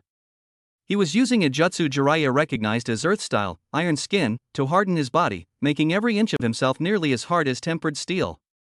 Jiraiya had punched him earlier, sending him into a tree, but all he got out of it was a stinging hand as it felt like he'd really punched metal. This was why he wasn't damaged by the Rasengan earlier, and Jiraiya was having a hard time finding a way around this defense. Flipping in midair, the man threw his forearm out towards the Sannin, which shockingly detached from his arm, connected to him by the numerous threads, and flew towards the Sannin. The Toad Sage leapt back to dodge only to look in shock as the limb changed direction, shooting towards his throat and gripping his neck as the threads ensnared him. He tried to pry off the hand that was choking the life out of him, only for the threads to entangle themselves around his body, restraining his arms and preventing him from fighting back. Is that the best you can do?" Kakuzu asked. Despite this, his senses were warning him of danger. This had been too easy. There was no way someone with a bounty as large as his would be taken down this quickly. Sure enough, his instincts were proven right when the Sannin smirked and burst into smoke. Kakuzu frowned as he recalled his now empty appendage. "When did you?" Suddenly, he was doused from behind with a sticky green fluid. Kakuzu struggled, but he quickly found himself encased in the mass and unable to move. "Ha, you should have known that it would take more than that to bring down the great Jiraiya-sama," Jiraiya said as he stepped out of the foliage, though he kept his distance. "I suggest you don't struggle. A single spark is all it'll take for you to go up in a ball of fire. I doubt your jutsu would protect you from the raging inferno this stuff would make." Kakuzu responded. "You vastly underestimate me." Surprisingly, without hand signs, the ex-Taki ninja inhaled deeply. Water style, exploding water shockwave. Kakuzu spit up a massive surge of water, blowing his mask off his face and revealing his lower jaw was stitched to his head as well, each side beginning at the corner of his lips, giving him the appearance of an ear-to-ear grin. The flood of water was so massive it pushed Kakuzu off of the ground and sent a wave towards the Sannin, which he dodged by taking to the trees, looking down on him from a branch, with a grim expression. This wasn't good. To be able to use a jutsu without a single hand sign was an extremely advanced art. It required total mastery, not only of the element but of that jutsu itself. It showed he hadn't been wasting the decades since his defection. It was foolish of you to leave those two with Haiden, Kakuzu stated as he looked up at the Sannin, his expression neutral. Though you were right in believing I was the greater threat, but Haiden may very well kill those two. He then shook his head, his gaze turning in the direction of the other battle. I get enough complaints from our leader for killing my previous partners. The last thing I need is flack for him killing one of our targets and delaying our plans. Jiraiya's frown deepened at that. This guy killed his own partners? Either he was a complete bastard, or despite his calm demeanor, he was just as likely to go into a blind rage as his partner. Taking note of that, Jiraiya questioned. So, you said the last ninja of our village you fought was the first? And I heard you once engaged Hanzo the Salamander in one-to-one combat. Pretty impressive that you actually managed to survive. Kakuzu grunted in response. Survive is too strong a word. I dragged myself back to that pitiful excuse for a village half dead after that battle, and how do they respond? He scoffed. That's when I learned a valuable lesson. The only things in this world you can really count on are yourself and money. With a smirk, Jiraiya nodded. Yeah, seems to me you did learn something valuable. Oh?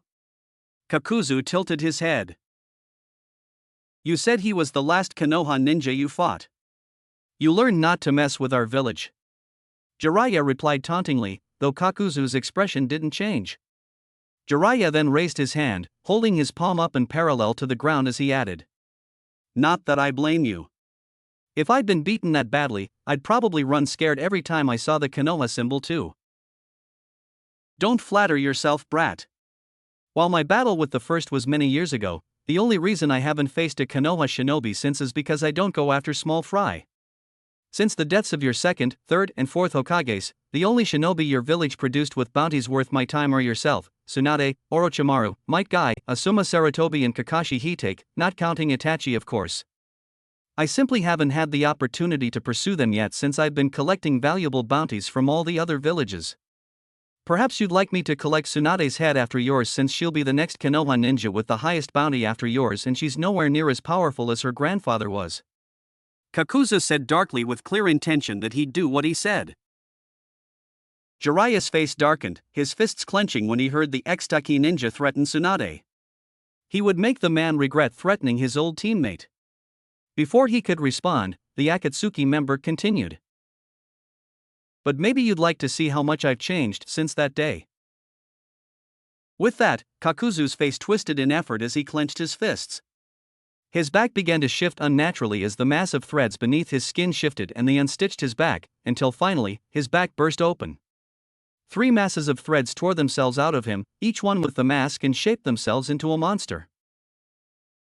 One appeared to be a demonic tiger, another a 4-legged creatures with small, makeshift wings, and the final a twisted, 2-tailed wolf. Jiraiya stared down in disbelief and disgust at what he saw, the forbidden jutsu making him think of his former teammate, Orochimaru. This seemed like it was right up his alley. Which brought the question, what kind of monster had this guy turned himself into? I normally have 5 but that other brat killed my lightning heart, Kakuzu said then lightly shook his head. TSK, it really doesn't matter now, I will still kill you. How about this? The tiger-like construct leapt into the air and opened its mouth, revealing a small fireball. Jiraiya's eyes widened as he recognized the jutsu as fire style, searing migraine. He quickly bolted to another tree just as the tiger-like monstrosity released a small fireball about the size as a fist, which erupted into a massive firestorm the moment it came into contact with the tree, destroying it and setting the nearby trees ablaze. The creature rapidly fired the attacks, causing Jiraiya to bound through the trees as it rapidly decimated the forest. While still in midair, Jiraiya sensed something wrong. His gaze fell downward to see the winged construct flying at him. It opened its mouth and wind spiraled towards it, compressing into a small ball. Jiraiya's face became a mask of shock. There was no way. This guy was using high-level techniques from 4 different elements. Even factoring in his long life, he shouldn't have been able to master the elements to this degree. The creature released the jutsu, wind style, pressure damage. The small ball of compressed air struck true, slamming into the center of Jiraiya's chest and exploding into a twisting maelstrom on contact, hiding him from view. When it cleared, however, nothing but torn pieces of a log fell to the ground. What? Kakuzu questioned as Jiraiya came at him from behind, wielding another Rasengan. He slammed it into his back, aiming for the stitches that held his body together in hopes of ripping his body apart. The Extaki ninja was pushed forward by the attack for a moment before he fell apart into water. Jiraiya's eyes widened as the other constructs leapt away from him. He looked up to see the fire and wind spewing creatures coming at him together, combining their attacks into a single ball of fire and wind. Oh, shit. Was Jiraiya's soul thought before they released a massive wave of wind and fire that destroyed a huge section of the forest? As Naruto and Fu faced down hidden, Kakuzu stared after the devastation his attack caused, tilting his head, knowing that wouldn't be enough to take care of the legendary shinobi. Minutes had passed, and still no sign of the Sannin. You can drop the act. It would take more than that to finish one of your caliber. The Extaki ninja stated as his eyes wandered the area. Sure enough, a mass of spiky white hair burst out of the ground, shaping into a form reminiscent of a lion's mouth as it lengthened and sped towards the missing Nin. Kakuzu leapt back to avoid the attack, but it moved too quickly for all his masks to dodge. The winged construct was caught in the hair and driven through the air, slamming it into a tree with enough force to nearly break it in half. The strands of hair hardened to the point that each was like a steel needle, piercing the creature's mask. The construct writhed disturbingly in the grip of the Sannin's hair before seeming to melt, liquefying and slipping to the ground before the hair retracted. Kakuzu snarled at seeing his water-using mask destroyed. The Sannin burst out of the ground, immediately running through the hand signs for the fire style, flame bullet technique once again, this time partitioning the oil to fire off small fireballs instead of one large one. The constructs quickly dodged through the air, flying even though they had no wings. Sensing danger, he spun to see Kakuzu himself coming down on him from behind, grabbing him by the shoulder and grappling with him through the air, trying to stab him through the chest with his hand as his tendrils burst from his body to ensnare him. Jiraiya managed to fight back, overwhelming Kakuzu's grip and manipulating his hair to fight the threads and stab Kakuzu, only for it to bounce off of him as he hardened his body. However, the hair did serve a purpose, winning out against and tearing through the tendrils while entangling Kakuzu's arms and allowing Jiraiya to get the upper hand. Jiraiya gripped the missing Nin's shoulder and maneuvered them so Kakuzu's back was facing the rapidly approaching ground. Jiraiya pulled back his hand and clawed it. The iron skin technique was extremely difficult to overcome. Explosions, taijutsu short of the upper levels of the hidden lotus and most ninjutsu were rendered useless due to the damage resistance the technique offered. There were only a few ways to counter it. First, use genjutsu. Not an option, genjutsu was never the Toad Sannin's thing. Second, use a lightning technique to pierce it. Again, not an option, as though the Toad Sannin knew enough to teach one how to use the element and had access to scrolls detailing advanced lightning jutsu, he didn't have the affinity and had never learned to use it. That left option 3, an extremely powerful attack that could shatter even the damage resilience the technique offered. Fortunately for the Sannin, he had just the thing, and he owed it to his most recent student. During training, Jiraiya had commented on the giant Rasengan Naruto had created. The technique was far more powerful than the basic Rasengan, a testament to this being the fact that the attack is absolutely lethal, whereas the basic Rasengan was incapable of killing on its own. Inside Jiraiya's hand, just a few inches away from his palm, chakra gathered and formed into a swirling orb, but unlike the normal technique, this Rasengan was only 1/4 the size of a basic one. A variant of the Rasengan created specifically to pierce powerful defenses. He thrust his hand forward, slamming the tiny orb into the missing Nin's chest. Great Spear Rasengan.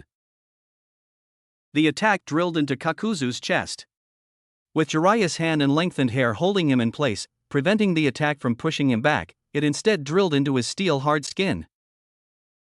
Kakuzu cried out in pain as his chest was torn open, sending the black threads that seemed to hold his body together spiraling out and ripping his heart apart. Red blood and black, liquefied tendrils flew from the site of the impact before finally, Jiraiya released him, allowing the orb to burst, releasing a wave of chakra that sent him flying, slamming into the ground and kicking up a cloud of dust. Jiraiya landed only a few feet away. The Taiki missing Nin lied there, motionless, lifeless eyes staring up into the starry night sky. Naruto and Fu vs. Haiden. Naruto was confused as hell. For all the hype surrounding the Akatsuki's power and perceived threat to the elemental nations, he had really expected them to be the toughest ninja he would ever have to face. I mean, this was a criminal organization comprised of S-rank ninja, the toughest of the tough, the kind of ninja that could destroy a small ninja village by themselves and could also hunt down Jinchuriki like they were ordinary shinobi. And yet, his fight with Haiden was going in the opposite direction that he would have expected.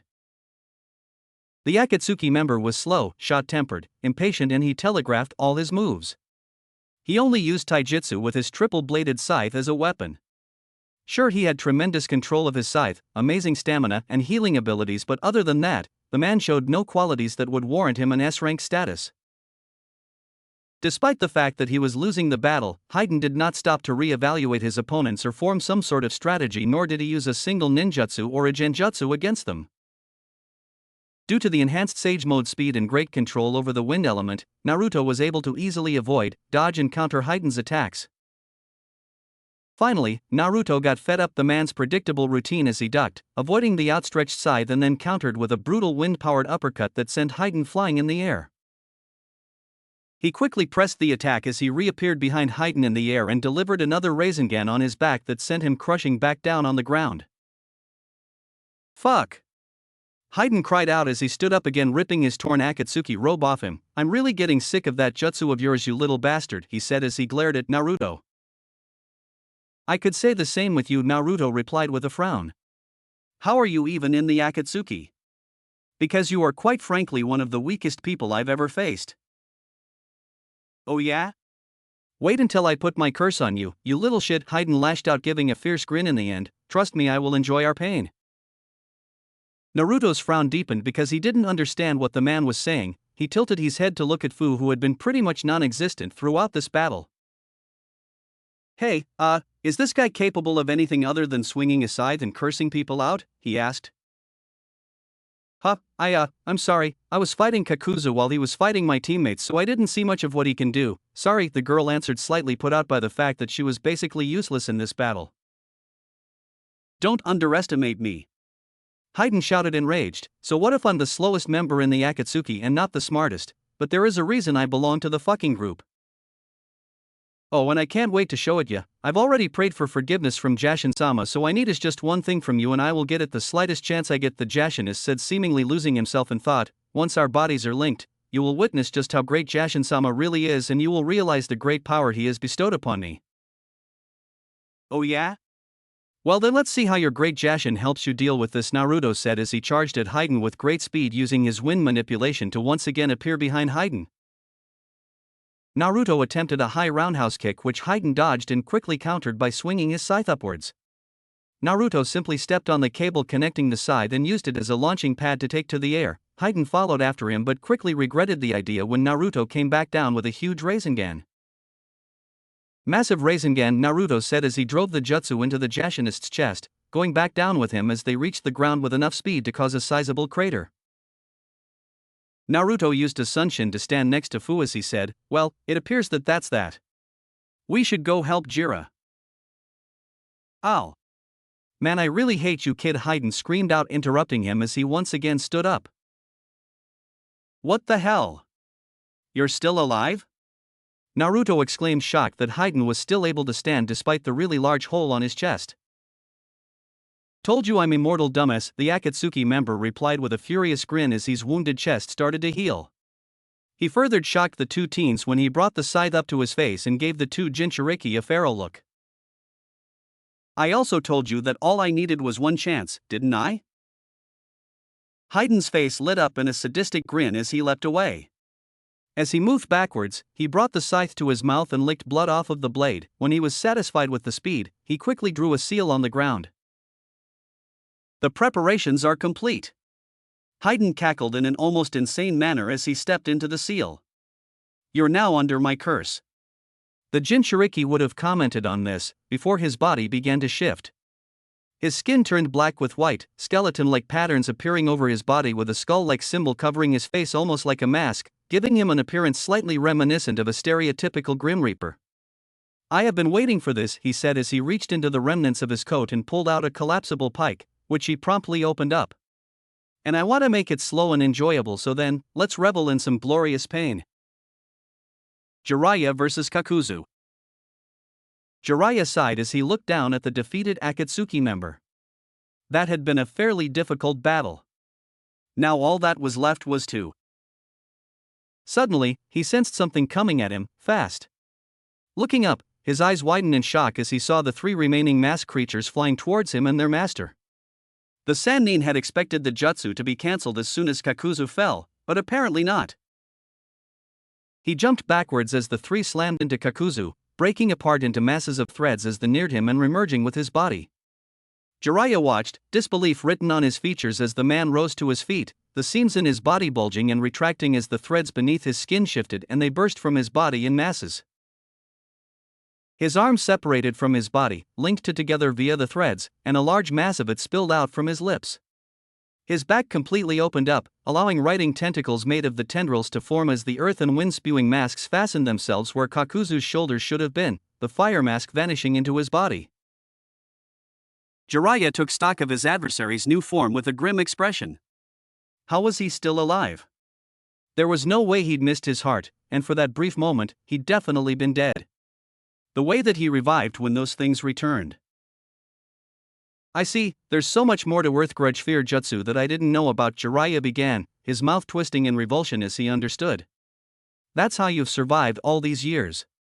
You've been using the forbidden jutsu you stole to take the organs, more precisely the hearts of shinobi you killed, and used them to replace your own. That's also what lets you use all the elements. You've been running your chakra through those stolen hearts and using the element of its original owner. You certainly are worthy of your title of Sannin. Kakuzu commented, speaking perfectly clearly despite the massive tendrils coming out of his mouth. You're exactly right. But now I've already lost 3 hearts because of you and that other brat. I'll need to restock, yours and his will do. Jiraiya jumped back off of a branch as a massive tentacle of threads, which tore about 1/4 of the branches off of the tree, landing on the ground in a crouch and bolting to the side as the tentacle came back and slammed onto the spot he'd been standing on a mere moment earlier. Kakuzu had transformed once again. His lower and upper jaws had completely separated, allowing a massive tentacle to come out of mouth, accompanied by 7 more coming from his back and where his shoulders should be. They were linked together by bundles near their bases, allowing him to fly, if need be. The area around them had been devastated by their battle. Dead and torn up trees littered the area, and all the underbrush had been burned and ripped away. Scattered fires slightly illuminated the area and deep wounds had been carved into the ground. Kakuzu seemed to favor massive, overpowering attacks that were difficult to dodge. Together with his speed and skill, and Jiraiya could see why he'd been recruited into the Akatsuki. He idly wondered what Kakuzu would do normally, when he has a teammate he has to watch out for. Remembering his earlier comment, he figured he probably either didn't care and let them get caught in his attacks, or was easily enraged into doing so. Which begged the question how his current partner was still alive. Hopefully, it was either due to luck or simply not having been his partner that long. As Jiraiya dodged the attack, he saw the masks besides Kakuzu's head open up, revealing a mass of wind and an orb of fire. Jiraiya slammed his palms together as the masks released their attacks, creating a massive vortex of electrified water, and slammed his palms to the ground. Barrier, 3-pillar formation. A curved, triangular barrier appeared before him, protecting him from the firestorm. He grit his teeth as he channeled chakra into the barrier to block the massive attack. Eventually, the attack passed. Jiraiya released his jutsu the moment it did and bolted forward, but the moment the smoke cleared, he saw the wind mask's mouth was still open, shooting out fast arrows of wind. Jiraiya tried as best he could to dodge them, but they were too fast, thus ended up piercing him in various parts of his body, though fortunately for him, Jiraiya was able to protect his vital spots. But Kakuzu pressed the advantage as he quickly delivered a brutal high kick to the Sanin's jaw, sending him flying, then used his outstretched hand to grab the sage's foot and slammed him back down to the ground, resulting in a small crater. Before Jiraiya could truly recover, another tentacle then slammed into the Sanin's chest, sending him flying through one of the damaged trees and into another, creating an indentation in the bark before he fell to the ground, trickles of blood leaking out of his mouth. As he fell through the air, another tentacle sped towards him, separating into its component threads and moving to ensnare him and tear out his heart. Jiraiya managed to recover and land on his feet. Ninja Art, Needle Jizo. His hair once again became a mass of needles hard as steel that completely covered every inch of his body just as the tentacle reached him. He then spun on his feet so quickly he appeared to be a miniature tornado, tearing up the mass and causing it to back away. The moment he sensed they were gone, he let up his defense, jumping over the threads when they lashed out again and ducking and dodging them as he charged towards Kakuzu. He snaked around several tentacles that moved to strike him as he neared the X-Takinin and pulled his arm back, ducking below one final attack and knocking Kakuzu's arm aside before punching him in the gut, causing him to bend over. He then grabbed his head and slammed his knee into his face right between his eyes, dazing him slightly. Jiraiya then summoned a kunai to his right hand and slammed it into the water mask, causing it to cry out as a black substance leaked out, before forming a Rasengan in his free hand as the tentacles moved in to ensnare him. He slammed the orb into Kakuzu's stomach, causing the tendrils to cease their assault and writhe before the attack exploded, sending Kakuzu flying back and away from him. He unfolded his tentacles and used the net of bundles between them to hover in the air, growling in frustration as the remains his wind-hardened mask was expelled from his body, replaced by the fire mask, which began to rapid-fire fireballs at him. Jiraiya quickly body flickered to avoid the barrage of fireballs, which created a massive conflagration when they hit the ground. Feeling the searing heat wash over him as he watched from behind a tree, Jiraiya smirked as he wiped the blood from his chin. There was a reason Itachi and Kisame had feared the prospect of facing him, as Kakuzu was beginning to realize. 3 down, 2 to go. Jiraiya thought as he looked for an opening. Naruto vs. Hayden. Naruto and Fu stared at the silver-haired man, who stood in the center of the seal he engraved in the ground in blood, his skin black with white, skeletal patterns. What's he talking about? Fu asked, her eyes narrowed and her body tense in concern over their immortal adversary's transformation. While Naruto felt the same trepidation she did, he made a cross-shaped hand seal, summoning 5 more shadow clones.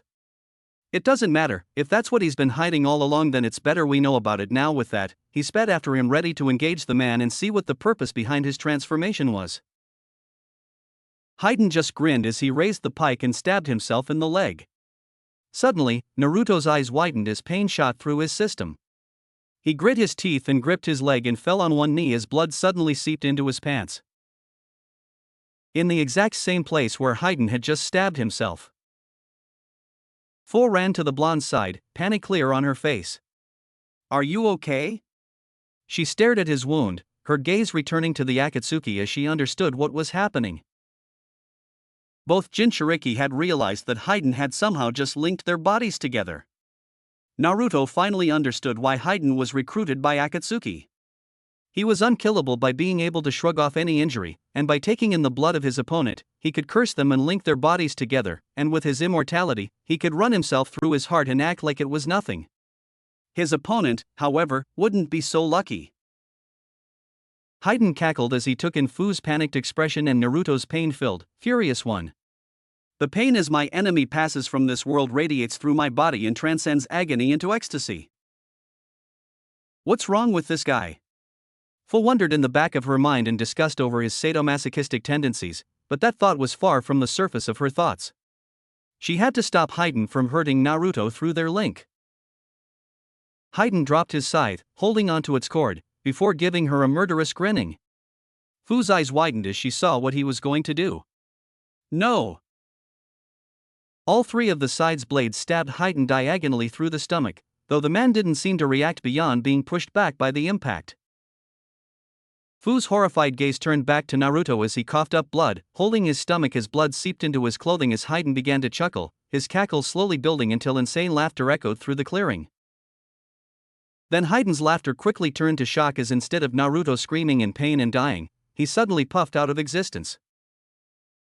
Hayden's transformation then turned back to normal as both he and Fu had confused looks on them.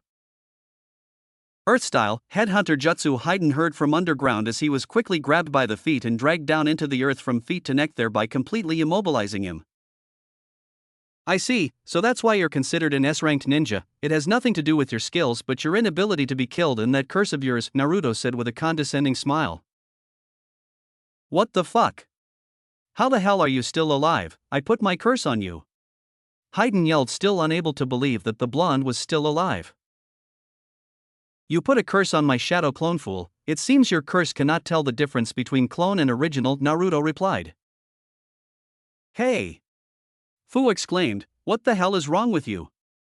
You could have at least warned me of your plan. I thought that crazy bastard had managed to kill you, you know? Naruto merely tilted his head and gave the girl a sheepish grin as he scratched the back of his neck. Sorry about that, I just wanted to see what this idiot was capable of, and using a shadow clone seemed like the best way to do so, he said.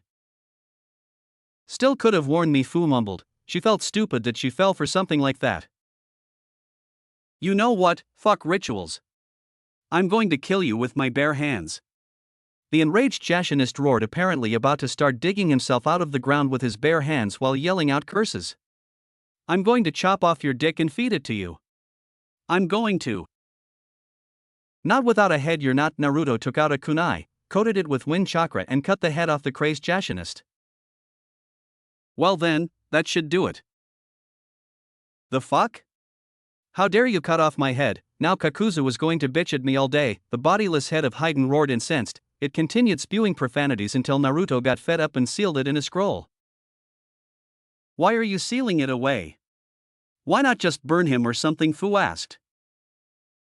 Well, he belongs to a group of S-ranked criminals currently hunting down people like us, so it would be better to take him back to the village to be questioned, the blonde replied, giving her a small smile. People like us? Oh right, sorry, I am a. Hayden. A voice called out. All eyes were drawn to its source as Kakuzu entered the clearing, the Jinchuriki's eyes turning to him.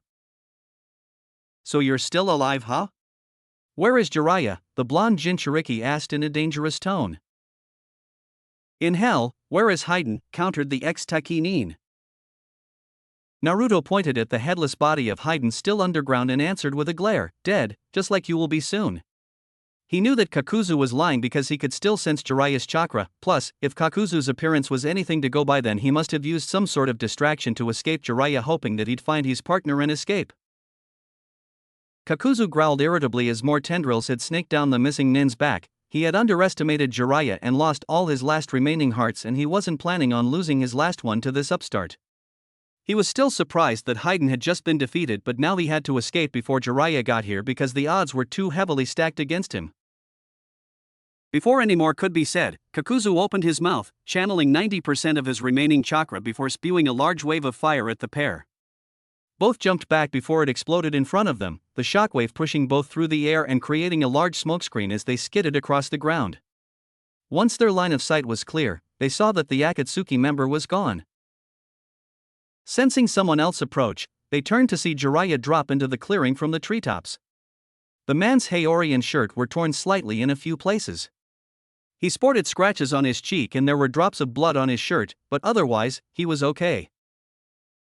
Should we go after him? Naruto asked, ready for pursuit. He could sense where the defeated shinobi was, and due to his injuries, he wasn't moving that fast.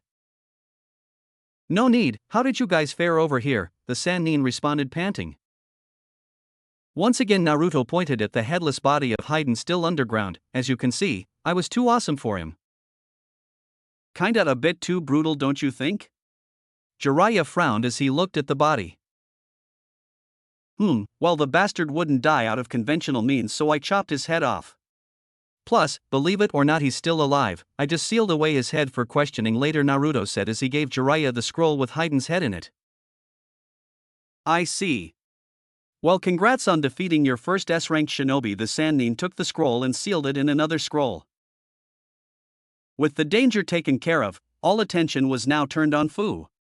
Jiraiya asked the girl to identify herself, to which Fu replied with her name, rank, village, and how the Akatsuki members found her. Jiraiya frowned as he listened to the last part. His spies had reported to him that Akatsuki wouldn't move after Jinchuriki for 3 years. It has only been 2.5 years. Could it be possible that he was wrong and the Akatsuki used his spy network to spread false information while they worked in the dark? He wasn't sure about the answer, but if that's what it was, then he needed to warn the other villages and quickly. Turning back to his student and the Nanabai Jinchuriki, both of whom seemed to be just fine, Naruto had a few abrasions on him, but they weren't of any significance.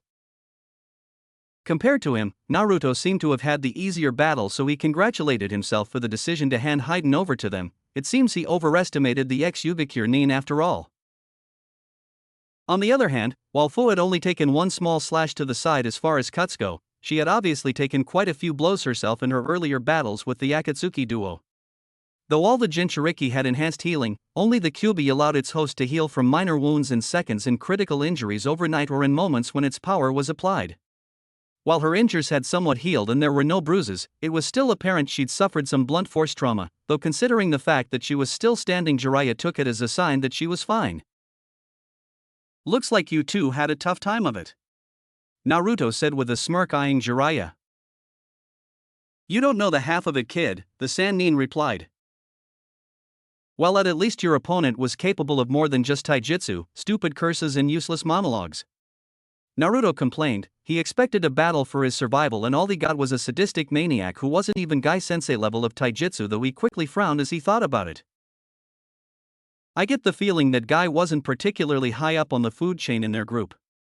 He was probably the weakest one, seeing as how I easily defeated him," he explained. "Probably, Kakuzu was a different beast. If he still had that remaining heart you destroyed, I might have had to use Sage Mode just to defeat him," agreed Jiraiya. "I guess, so what now? If these guys have already started hunting down Bijou, then we need to warn the other villages. Fortunately, Suna is a couple miles away, so we can go there first and drop the girl there." A few minutes later, both Jinchuriki and Sannin were atop two clones transformed into hawks, Jiraiya on one and the two teens on another as they flew to Suna. "So, thanks a lot for saving me," Fu said, giving the blonde a small bow. "No problem, those guys were already on my shit list from the beginning," the blonde replied with a grin, now fully facing the dark-skinned girl. "You said something about people like us earlier, what did you mean?" Right, I'm a Jinchuriki as well." "Wait, you're just like me?" Fu asked, shocked. "Yep, I got the 9 tails in you." I mean the 7 tails." "It has a name?" Naruto seemed stunned at that. Who in their right mind would start naming tailed beasts? The girl nodded though. "Yeah, though it likes to be called lucky number 7 and it couldn't sense any bijou in you. It says your chakra can hardly be distinguished from the environment, that's why I was so shocked that you're also a Jinchuriki." "Well, that's just a technique I use." "Never mind that, it sounds like the two of you have a friendly relationship." "Are you the one who named him Chome?" the blonde asked.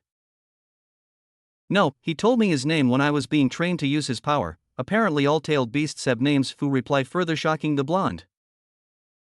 He has never heard anyone calling the fox any name other than Kyuubi, so he doubted if what the girl said applied to all other beasts. Then again, he recalled when he was battling Gaara and Gamabunta referred to the one tail as Shikaku, the sand spirit. Perhaps they did have names after all. That's something he's gonna have to look into. "Hey, can you teach me this technique of yours? You know, the one that conceals the bijou's chakra," Fu requested hopefully. Naruto had explained to her who the Akatsuki were and what they after, so she hoped that if she could learn of a way to hide her status as a Jinchuriki, then maybe it would boost her hopes of survival. "Sorry, I can't," the blonde replied, though he did feel bad when he saw the disappointed look on the girl. He explained to her why Sage Mode was unique to him and why he couldn't teach it to her, which she accepted but was still disappointed. It seemed her life was anything but lucky after all. Just when Fu thought she had finally created some friends and everything was beginning to look up, she finds out that an organization full of S-ranked ninja was after her. Her heart sunk further when she thought of what her village would say if they found out about this. No doubt they would hate her more, claiming that she has brought a curse upon them. She didn't even have her teammates to back her up, though thinking back on it, her teammates wouldn't have been any help either. She sighed sadly, wondering if it would have been better if Akatsuki had taken her after all. Hey, Naruto put a hand on her shoulder. You're not alone in this, we are going to defeat those guys together. You can count on it, the blonde said with determination, hoping it would lift her spirits up. Yeah, hopefully, though beating these guys isn't my only problem. I see, it's your village then? Naruto asked, getting a surprised look from the girl. She wanted to ask how he knew, but then remembered that he was also a Jinchuriki, which meant that he was probably going through the same situation as well, so opted to keep quiet. Does it ever get any better? The Nanabai Jinchuriki finally asked after what seemed like an eternity of silence. She was looking away from Naruto as she asked this question because she didn't want the boy to see her resigned expression. In her heart she knew that though she was asking that question, only a miracle would turn the villagers' views of her. Naruto frowned as he thought of his own situation. He didn't know if his life was better. 3 years ago, he would have definitely said that it was, but now looking back on it, seemed he just wanted to believe what he wanted to believe. I honestly don't know, he finally responded truthfully. But I know that having someone you can talk to helps. Fu only gave a bitter laugh at that. Easier said than done. I've been isolated and ostracized by the entire village all my life, and now it's gotten to the point that I've since accepted my fate in Taki, so my only hope of ever having friends is outside the village, like during the Chunin exams. I'm sorry to hear that, but you can always count on me as a friend and fellow Jinchuriki. Maybe we can send letters to each other? Naruto said with a smile as he put a hand on her shoulder. I'd like that, said Fu, returning the smile. You know, this really is a small world. You are already the second Jinchuriki I've met, and as soon as we reach Suna, I will introduce you to the first, the blonde said with a grin. Really, who is he? Fu asked, obviously excited with opportunity to make a new friend and a fellow Jinchuriki as well. Gaara. He was a crazed maniac at first. He believed that only killing people would prove his existence to the world, but after our battle he mellowed out. The blonde said fondly, I know, I'm kinda excited to see him after so long. I'm interested in seeing what he's doing these days.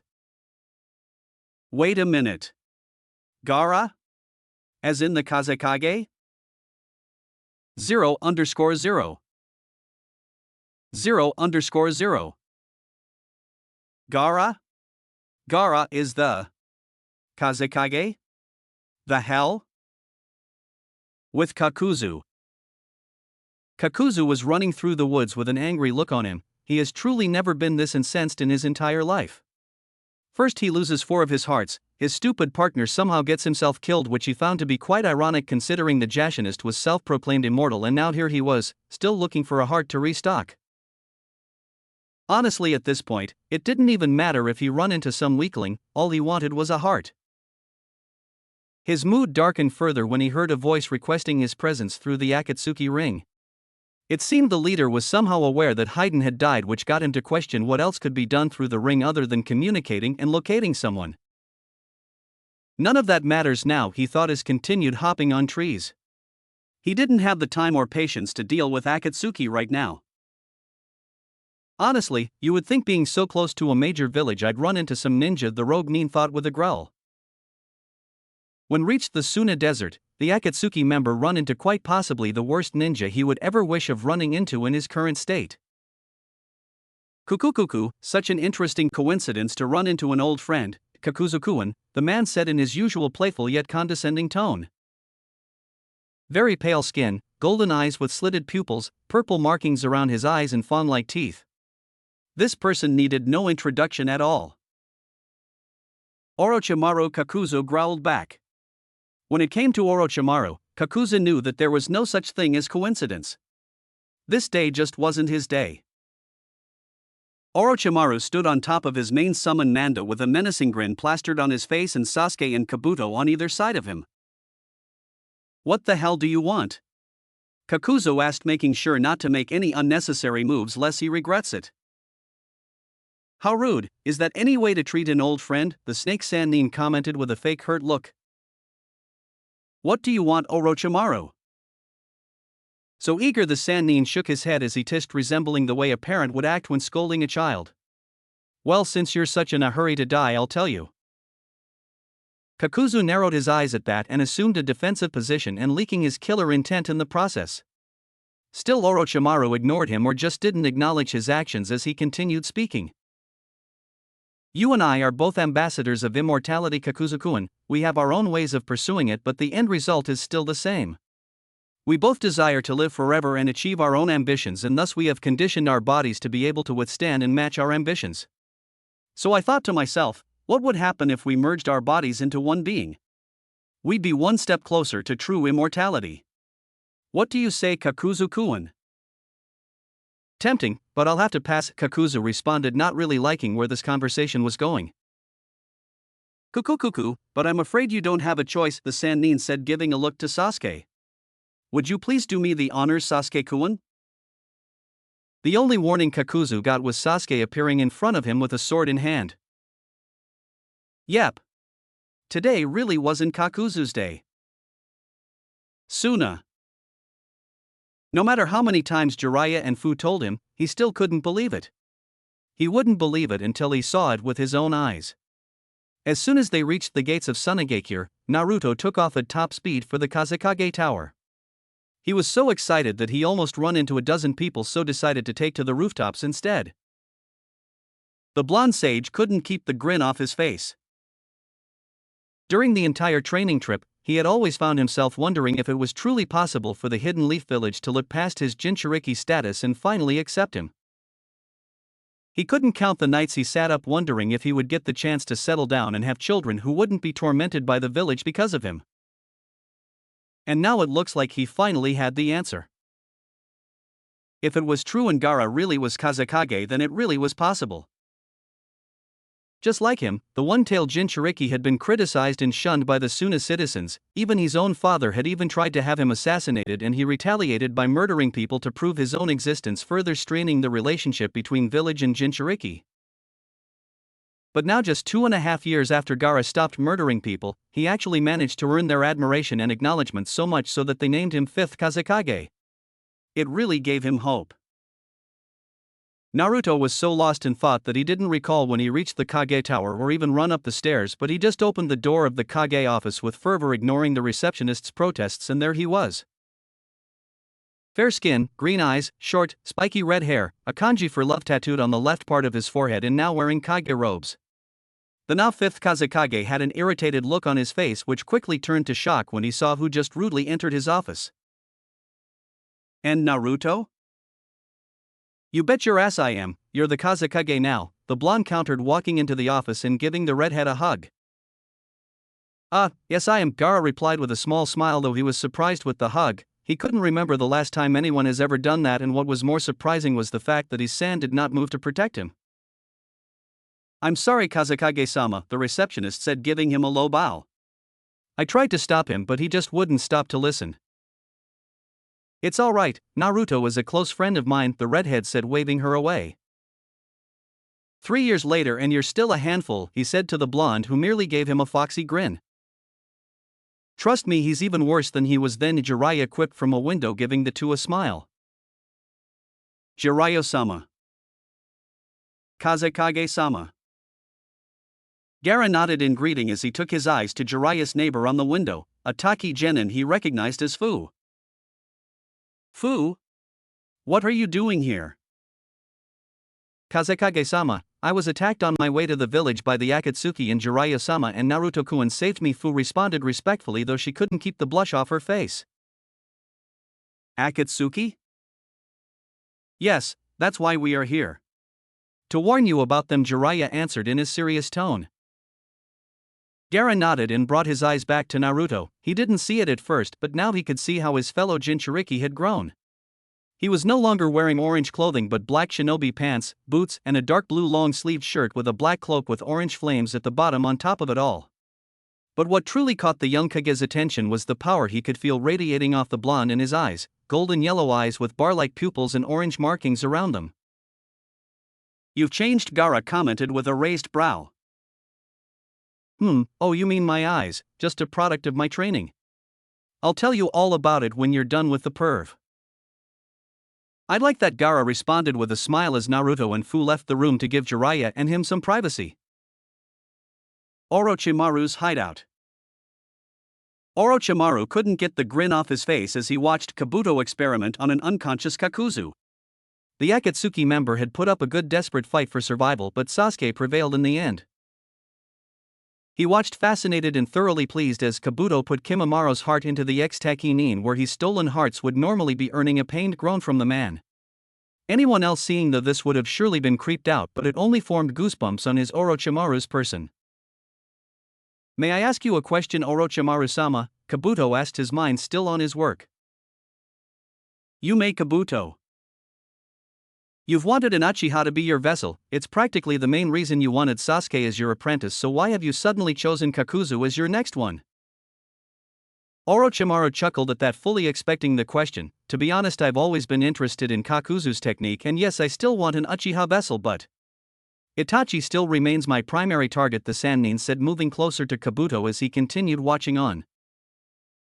"You see, ever since Sasuke-kun came here, I've always known that he wouldn't allow me to get his body unless I forced it with all my power. The boy's a genius, yes, but he's not as smart as he thinks he is. Chances are that he would have betrayed me had after his training was done," he finished. "So why continue to train him?" Kabuto pressed. He was clearly getting even more curious about his master's plans. "To hunt down his brother, of course," the Snake Sannin said as he started inspecting the blood samples and the data Kabuto was collecting. "When we're done with his training, I will give him a team and allow him to go after his brother, and when that glorious day comes that they do battle, you and I won't be far away, Kabuto-kun. The day Itachi-kun and Sasuke-kun have their long-awaited battle. I will truly be invincible," Orochimaru stated in a menacing yet determined tone that quickly changed into full-blown maniacal laughter. "Haiden and Kakuzu are both dead," the commanding yet slightly sexy voice of Pain stated. It was clear that the man was not in a good mood. Truthfully speaking, he never was, and now it just somehow seemed to get worse, and who could blame him? He had gathered the most dangerous S-rank shinobi in history to bring peace to the world, and then suddenly two of them drops dead before their missions truly begin. Someone was going to pay dearly. All members of the Akatsuki were surprised by the revelation. Even Itachi looked quite shocked at that. Even though he would never show it, he felt quite elated that Haiden was actually dead. The one time he was forced to be partners with Jashinist had been the worst mission of his life. He shuddered slightly as the memory resurfaced. The former Umbu had to give a bit of respect to Kakuzu for dealing with Haiden every day since his introduction to the criminal organization. "What the hell?" an equally surprised Kisame said. He really liked that duo, or, more specifically, he really liked messing with them. The zombie brothers are dead? Quite ironic that the so-called immortals are the first to die. Sasori commented. "Who killed them, Leader-sama?" Itachi asked, his monotone expression giving nothing away, even though he really was interested in finding out who killed Haiden. "It is still unclear," Pain admitted. "Though all signs point to Orochimaru. Kakuzu's ring and Orochimaru's Akatsuki ring are at the same location, and I can't sense Haiden's. I'm guessing it's sealed somewhere." "Wow." Toby awed, earning an annoyed expression from everybody, except Kisame, who seemed to find the mask-wearing fool to be quite funny. Orochimaru must have gotten super strong to be able to defeat the zombie brothers. So it would seem, the Akatsuki leader agreed. Ever since he left the organization, Orochimaru has always stayed clear of US. But now, all of a sudden, the snake has the audacity to actually attack us. Conan pointed out as she assessed this new situation.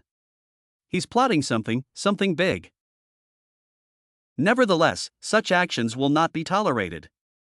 If he really wants to provoke us, then it must mean that he's at least ready to deal with the consequences, said Pain, giving every one of the Akatsuki a look before finally deciding. I will go to the Sound Village myself and flush him out. But Naga Pain, wouldn't it be better if Itachi and Kisame went instead? I'm pretty sure Orochimaru is expecting you to hunt him down, and knowing him, he's probably got something up his sleeves. Conan appealed with her last friend, her concern for him clear in her tone. Seriously, she knew very well just how powerful Nagato really was. Only a few shinobi could ever hope to touch him, but Orochimaru was a different kind of shinobi. There was a good reason why he was called a once-in-a-lifetime genius in Konoha. This was the same shinobi who attacked Itachi despite the fact that he knew that the odds were stacked against him, went to one of the big five in Suna and killed them, and did it again in Konoha just a few weeks later. When it came to Orochimaru, it didn't matter how powerful you were, the fact remained that if he was actually willing to face you in battle, then that means he definitely had something up his sleeves. It matters not what the snake has planned, I will go and he shall realize the true power of God. Pain commanded in a tone that invited no objections, and yet. I agree with Konan-san, Itachi said, surprising everyone. Kisame and I are much closer to the Hidden Sound village than you, so we can easily go there and hunt down Orochimaru. The Uchiha criminal was rewarded with looks of astonishment, even Pain raised his brows to signal his surprise. Ever since he joined Akatsuki, Itachi has never volunteered for any mission that would most likely involve battle. It was actually well known within Akatsuki that, despite the violent past of the Exumbu, the man himself avoided battle and would most of the time put his opponents in a fetal genjutsu rather than fight them head-on, so why would Itachi volunteer for such a mission when all signs pointed to Orochimaru seemingly being ready for them? While everyone else was pondering about this, for Itachi, the objective was clear: he was going to do everything in his power to avoid any meeting or confrontation between Pain and Sasuke, at all possible costs. The very idea of his little brother being so close to Orochimaru filled him with sleepless nights. Adding Pain to the equation is something he wouldn't even dare think about. Itachi had no idea how powerful their leader was, but any man capable of controlling a criminal organization of 10S-ranked shinobi was a man to fear. No. He won't allow this to happen. He was even willing to attack the Akatsuki leader himself in order to protect his brother. So you want to go snake hunting, huh? I like it, Kisame said with an excited grin, his shark-like face lighting up in anticipation. I was kinda pissed that we ran from Jiraiya 3 years ago, now I get another chance to tussle with another Sannin. Not so fast, Shark Boy, I already declared Orochimaru to be my target. So if there's anyone going to sound, it's me. Deidara spoke for the first time. Besides, I've been dying to display my art on a village, only one C3 is enough for such a lousy village, Get in line, girly, we've already decided. And how many times do I have to tell you that blowing things up isn't art, real art is? Enough. Pain ordered, he wasn't in any mood to deal with stupid arguments. Leader-sama. Tobi's voice was heard as he raised his hand, waiting to be given permission to talk, and Pain nodded. Perhaps I should go to Sound. No one is interested in your stupidity, Tobi. I'm going to Sound and there's nothing this blue fish can do about it. How about if I cut your legs, eh? True art doesn't need legs, But that's what I'm talking about, Deidara-senpai. Everyone here is so cool and dangerous, so I want to go so that I can become just like you, pretty please? Tobi begged childishly, which only served to annoy Deidara all the more. I said shut up, Tobi. This mission is mine and I'm not going to say it again, enough. Their leader commanded in a dangerously low tone. A few minutes of silence passed as Nagato considered his choices. On one hand, he really wanted to personally search the snake himself and show him what happens when one defied a god, but then again, Itachi and Kisame were also fully capable of doing so. He also had to put Conan's reservations into consideration. No matter how powerful he was, Nagato knew that Orochimaru was too sneaky an individual to not have something up his sleeves. Perhaps he was even doing this to draw out Nagato himself for the Rinnegan, or Itachi for the Sharingan, or even both. And so he decided. Tobi, you and Zetsu will search for him. I will give you the exact coordinates of the Akatsuki rings, because it is high time you proved yourself useful to the Akatsuki. Yes. Tobi exclaimed obnoxiously, receiving an annoyed look from Deidara. Though I do have to warn you, failure will not be tolerated, the leader warned. Don't worry, bossman, we've got this in the bag. Suna. Kankuro was not a good cook, which was quite surprising to Naruto, considering the fact the man wore makeup. He would claim it to be war paint, but considering Suna was not in any war, the blonde still maintained his belief that it was makeup stolen from his sister. Which was another thing he found disheartening to hear, that Temari was an even worse cook than both their brothers. No wonder Gaara was once demented. By the way, Where is Temari anyway? I haven't seen her since we came, the blonde asked the two Sabaku brothers as he tried not to grimace from the taste of the food. He was definitely going to a ramen stand after this. She's in Konoha discussing its Chunin exams with the Godame and some other trade business. Gaara responded, having already finished his meal. It seems he had gotten used to the atrocious food.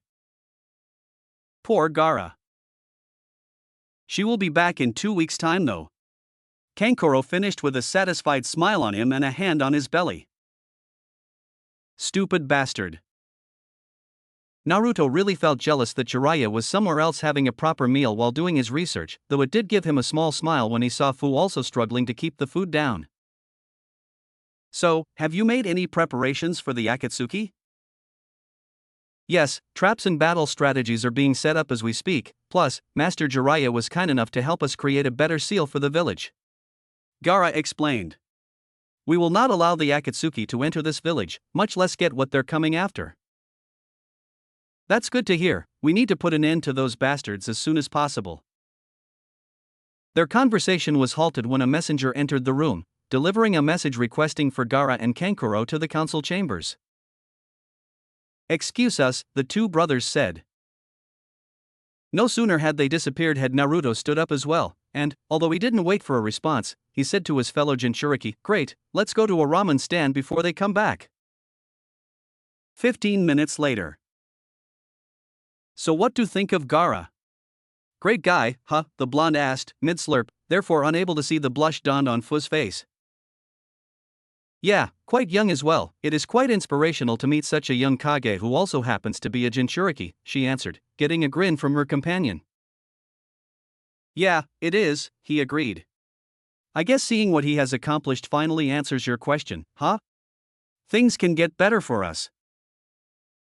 Yeah, the girl smiled softly. So, have you gotten in touch with your village? Naruto asked, getting a frown from the girl. Yeah, they're sending a couple of jonin to come and get me, and Kazekage-sama is also going to send his shinobi to escort me, as well. They should be here in 2 weeks' time, she answered, though she really hoped that they never showed up. The few weeks spent outside the village would have been the best moments of her life, barring the Akatsuki attack, of course.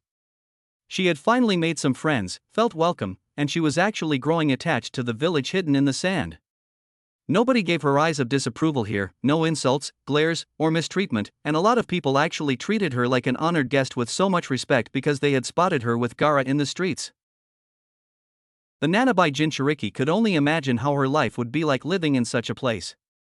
She wanted to plead to her village to allow her to stay in Suna, but she knew that it would be impossible. Hell, they might even accuse her of being a traitor for simply suggesting such a thing.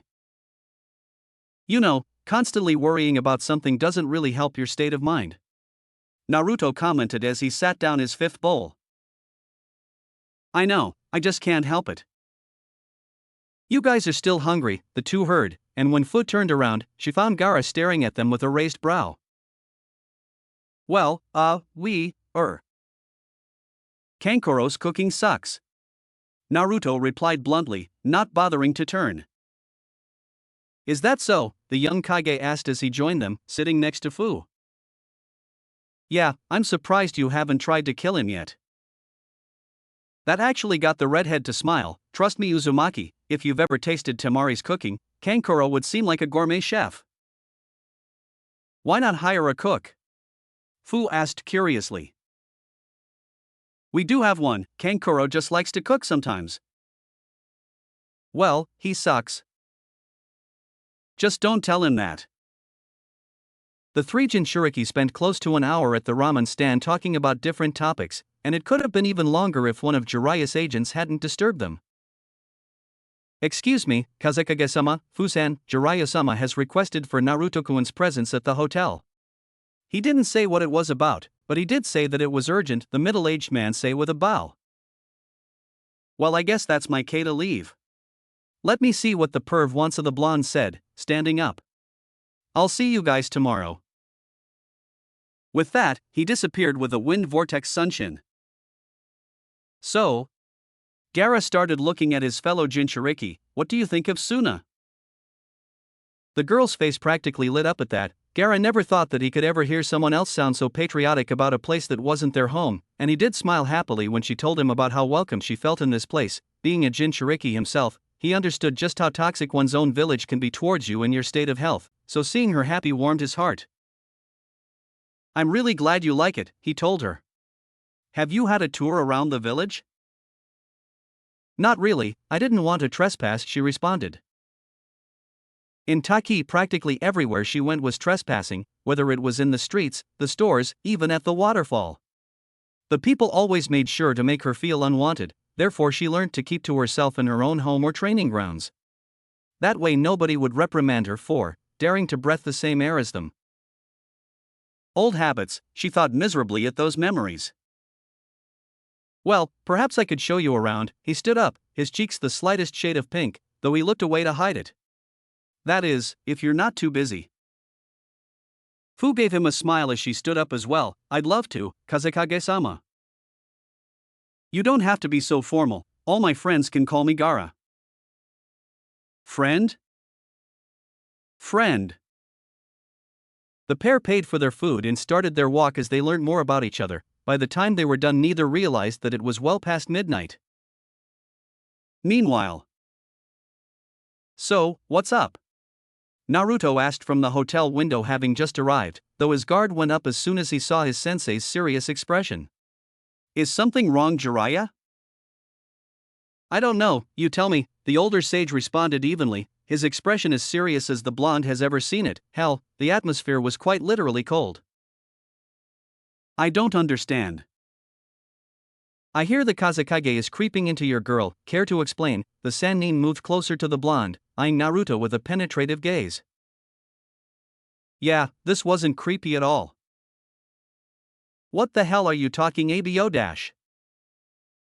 Naruto, I'm serious." "What's going on with Fu and Gara?" The Sannin placed both of his hands on the Jinchuriki's shoulder, his face 5 inches away. The blonde could practically feel the warm air coming out Jiraiya's nose and mouth. "What the dash? Nothing is going on, they're just friends, that's all." Naruto tried to shake his sensei's hands off of him, but his grip was too firm. "Oh really? What about the long gazes, the subtle flirts, the blushing?" The Sannin proceeded to shake Naruto. "The blushing, man. That's a dangerous sign right there." "Aha!" The blonde gave his clearly insane sensei a sweat drop expression, which got the said to raise his arms in the air as a sign of frustration. "I can't believe this," the Sannin exclaimed. "I have taught you many things, Naruto, more than I have ever taught my previous students, but how in the hell have I failed to educate you in the arts of women and seduction, huh?" Jiraiya was now kneeling in front of Naruto, both his hands around the blonde's legs and his eyes on the verge of tears. "Please, at least tell me you did something with those girls at the brothel." "Jiraiya, I dash. That's it, I'm a failure. I acknowledge it. First Nagato, then Minato, and now you. I claim to be the greatest teacher, and yet I couldn't even open your eyes to the wonders of the female form." The devastated man cried. Well, technically, the statement wasn't completely correct, as Minato was popular with Kunoichi, but still, the man settled down way too early for Jiraiya's tastes. "Your only option now is to kidnap Gara and dash." "Hey!" Naruto scowled, clearly hurt that his master thought he was so clueless with women. "First of all, Gara and Fu are just friends, there's nothing going on there, dash." "That's what he wants you to think," Jiraiya interjected. "Shut up. Secondly, I didn't do anything with those girls because I'm not stupid enough to give my first time to some whore in a brothel. And thirdly, I'm not romantically interested in Fu, alright? If I was, trust me Jiraiya, she'd be mine by now," the Jinchuriki finished smugly. "Pay." Jiraiya snorted, "That's what you nice guys want to believe. I mean, who do you think you attracting with those lines? What's your name, what's your sign?" But as soon as you buy that wine, Gara just creeps up from behind and asks her what her interests are, who she's been with, things that makes her smile, and what numbers to dial. She's gonna be here for a while, and she's gonna call her crew, and he's gonna call his crew, and they can rendezvous at the bar around 2, the pervert breathed heavily when he was finished with his tirade. The hell are you quoting Biggie Smalls? That doesn't matter. What matters right now is that you've lost another girl to another one of your so-called friends. Okay, this is now becoming stupid. The blonde's hand sat on his forehead, signaling his frustration. Is it? I say this is becoming a trend. Next thing you know, dash. Is this why you called me here? Huh? Yeah. Well. This, and also the scroll on the table. Jiraiya said, a bit flustered that he actually forgot the real reason he called his student. When Naruto walked to the table and picked up the scroll, what he read gave him the shock of his life. Name, Karen Uzumaki. Age, 16. Gender, female. Clan, Uzumaki. Rank, not applicable. Classification, Censor, Medic Nin. Affiliation, Otogekure. There's another one? Naruto couldn't keep the disbelief out of his tone. Yeah. It was real. There was another Uzumaki in this world. He couldn't believe it. Naruto read over the details again just to make sure that he hadn't misread. He had spoken a lot about reviving his clan, bringing back their lost glory and seeing their insignia on the backs of its members. But his hopes of ever finding another Uzumaki were rather slim. He had always thought that he would have to be put in the CRA, Clan Restoration Act, to regrow the clan, but now. Maybe this was only the beginning, maybe there were more Uzumaki out there. Surely a few of them would have managed to escape the destruction of Yuzu just like Karen's parents, and if they were, then he would surely find them and bring them home. He looked at the picture on the scroll again. Karen, huh? Well, just give me a few more days, Karen. I'm coming for you. He thought as he looked over the information on her again. Is she Orochimaru's prisoner or subordinate? He asked his sensei. Subordinate. Jiraiya responded seriously before taking a sip of his sake. Reports say that her parents left Yuzu right before it was destroyed and they took refuge in Kizugakure. Nothing much is known from there, but sometime 3 years ago, Orochimaru apparently took some interest in her and her chakra, so he recruited her in his entourage. I see. That was not something Naruto ever wanted or expected to hear. Anything that has to do with Orochimaru was just bad news. That man did the vilest of things and anyone linked with him was bound to be messed up. Orochimaru was quite honestly one of the few people that Naruto despised with a passion. His heart sank as he considered the possibility of Karen happily carrying out Orochimaru's distasteful deeds.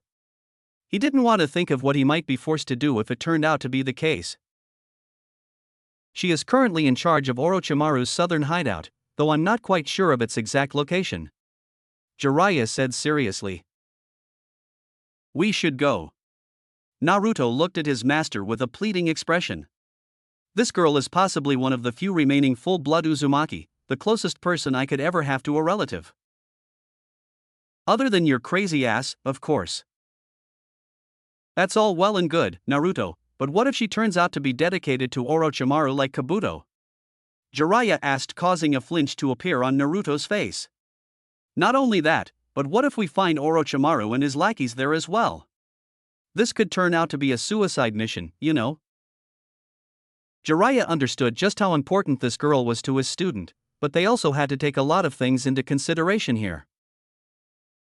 I know, the blonde said, his hands clenching into fists as he also considered the situation. Anything that has to do with Orochimaru has danger written all over it, and I know there's a possibility of facing that snake, but I can't just ignore this. This is the biggest opportunity one have to start reviving my clan, so I dash. And if she turns out to be an enemy? Jiraiya asked in a hardened tone, their gazes locked on each other. I guess I'll have to do what needs to be done, he answered, though he couldn't find the conviction to back up those words.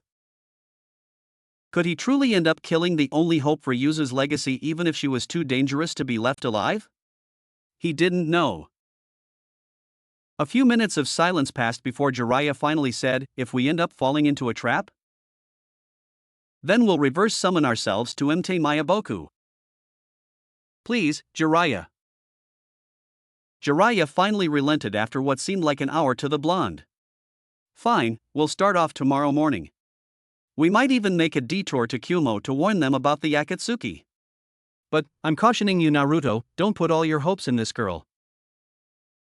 Naruto's expression lit up. He would have been jumping for joy, but he was now too mature for that. Now, if you excuse me, I would like to enjoy the rest of the night doing my research, the Sannin said before he walked to the window giggling perversely. You know, due to the village's unfavorable location and weather, there is only one hot spring, and the place is always filled with gorgeous babes. He didn't get to complete his sentence before Naruto forcefully kicked him out, breaking the closed window in the process. Border of the Land of Fire. Itachi couldn't help but frown as he looked at the clearing that his partner had just filled with the blood of a hunter Nin from the hidden mist. Samahata was blood-stained, with Kisame himself having some spots of blood on his Akatsuki cloak. In situations like these, he would always allow the former hidden mist swordsman to deal with it, seeing as the Sharkman was always bloodthirsty. The Uchiha preferred to use genjutsu on them, but since his health started deteriorating at a quick pace, he participated in as less battles as he possibly could. Though seeing how Kisame was slaughtering his former comrades, Itachi was almost tempted to ignore the illness. Speaking of his teammate, Itachi's frown deepened as he thought of the past month. Pain had requested Kisame and Kakuzu to go to a Mekigear, citing that he needed the two for their large chakra reserves, though for what, he didn't say. Itachi had been forced to tolerate Haiden as his temporary partner for over 1 month, and he could honestly say that he really missed Kisame during that period, and his respect for Kakuzu grew immensely. I bet Pain called for Kisame and Kakuzu because he needed help gangbanging that bitch Konan, ha ha ha. Oh man, I'm so funny. Itachi fiercely shook his head to banish that terrible memory. If he wasn't already scarred from his Umbu days, then the Jashinist would have surely taken it upon himself to do so.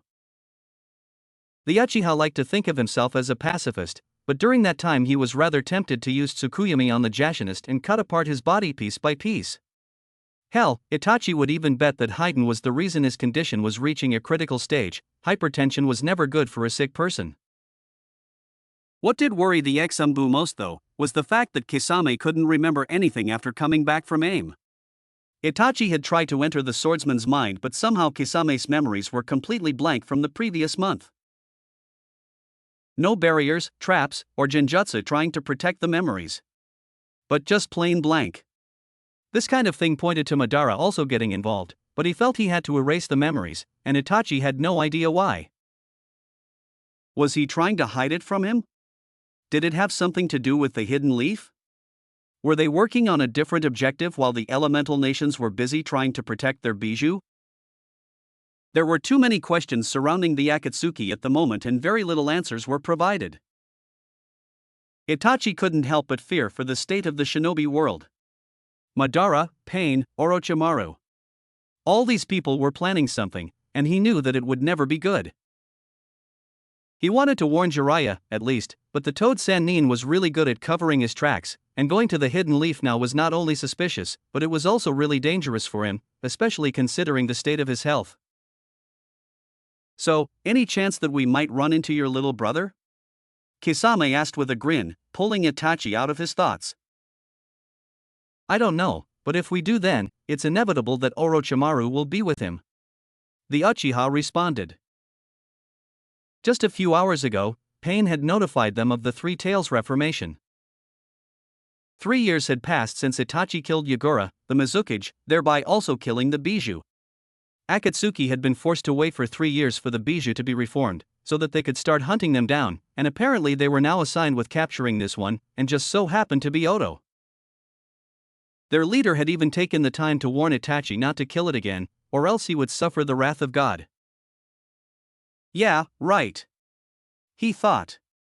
The Uchiha wanted to snort at the threat, but that was not befitting of an Uchiha.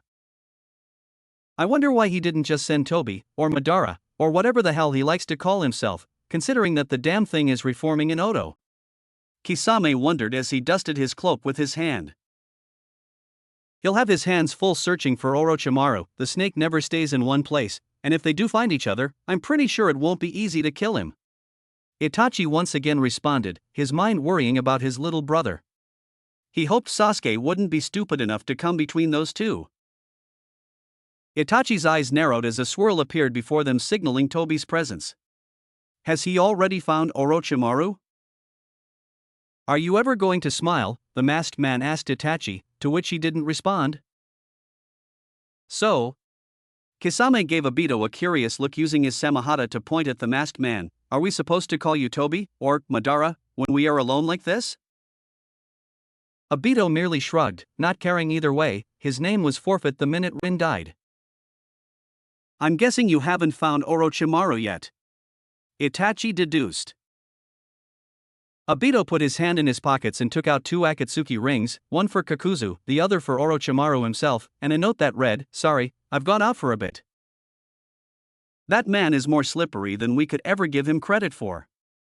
I'm beginning to think he might not even be in Oto, he said as he shook his head. Possibly. Just then, both Itachi and Obito's eyes transformed to Manjiiko, each putting each other in a genjutsu. Itachi found himself in Obito's dimension, and Obito found himself in a world of black and white, yet, somehow, both of them were in the same place, with just 3 meters being the only distance between them. What did you want with Kisame this past month? Itachi asked, not wasting a second. Again, Obito shrugged nonchalantly, something that greatly annoyed Itachi as the masked man answered, nothing much, Pain needed his chakra is all. What for? He insisted. To strengthen Akatsuki, the masked man answered, still coy. I searched for Haiden's ring all over Orochimaru's hideouts, but I couldn't find it. Pain himself said he couldn't sense it, so that means Orochimaru was not involved with Haiden's death. So I started wondering. You wouldn't have something to do with it, would you, Itachi-kun? Itachi narrowed his eyes at the insinuation. Of course, he would have been more than happy to kill that insane bastard, but what would drive Madara to suspect him? Why do you think it was me? He asked curiously. If it wasn't Orochimaru, then the only possible outcome points at the Hidden Leaf. We just got intel that Jiraiya is currently in Suna, 25 miles away from where Haiden's ring signal was cut. Coincidence, eh? Obito asked with a tilt of his head. Yes, it was a coincidence. Itachi responded bluntly. 3 years ago, you purposely killed the Mizukage, knowing that he was a Jinchuriki, and then a few months later you disclosed our objectives to Kakashi and Jiraiya. Another coincidence, eh? Itachi's eyebrow twitched at that. What did Madara want him to say? That he was sorry? That he wouldn't do it again? Fuck that. And so he settled for a bad mistake on my part. Obito simply chucked. Well, I guess everybody does make mistakes every once in a while. The masked man stepped closer to Itachi, entering his own dimension. He put his hand on the ex-Umbu's shoulder as their genjutsu started to dissolve. All we can do is make sure it never happens again. When the genjutsu completely dissolved, Itachi only had to look at the still grinning Kisame to confirm that less than a second had passed in the real world. The Three Tails is south of Otogakure. Obito informed them as a swirl was formed, sucking Obito's body in it. Before he completely disappeared, he added, we don't expect any more mistakes. Well, at least this saves us the time of looking everywhere for the damn thing, Kisame said as the two started walking. Jiraiya and Naruto. Adrenaline was not good for Naruto, Jiraiya decided. The blonde was already an overenthusiastic person supplemented by an endless supply of chakra, so adding more excitement to the equation was pretty much dangerous for him, and everyone else involved. At the break of dawn, the young sage woke him up, and pretty much pushed him to get himself ready for their trip to Oto, having already done so himself. They said their goodbyes to the Kazekage and Fu before the day could properly start, forcing Naruto to explain to the young Kage why he was leaving so abruptly, though he did wish him good fortunes, as he was able to understand why going to Otogakure was so important for the Uzumaki. He was almost tempted to force the blonde to question Gaara about his friendship with Fu, but he thought better of it. What annoyed Jiraiya the most though was that the little shit was in such a hurry that he didn't even give him any chance to do some final research on the beautiful ladies of Suna before Naruto quickly summoned a clone, transformed it into a falcon, and started flying at top speeds. They have been traveling at over 150 miles per hour since then, which was pretty ridiculous just thinking about. At this rate, they were going to be in Otogakure in just under 2 days. Jiraiya couldn't even remember when they passed the desert. All he could think about was to making sure not to fall off the transformed clone. "Do you have to be so damn fast?" he asked, his words barely even heard due to the strong winds in the air smashing them in the face as they flew on. "I'm sorry, Pervisage, but if this girl truly exists, then Orochimaru is the last person she should be near. She's my family and quite possibly the only hope I may have of meeting a full-blooded Uzumaki." The blonde turned his head to his master as he responded. "Just don't let your guard down. Spending any sort of time with the current Orochimaru is bound to get you messed up, and you don't want to give this girl any chance to put a kunai in you simply because you're too trusting for your own good," the Toad Sannin advised his charge. "The last thing you need is more betrayals, Naruto," he thought solemnly. "Got it," Naruto shouted back with a grin, all without a clue of his master's thoughts.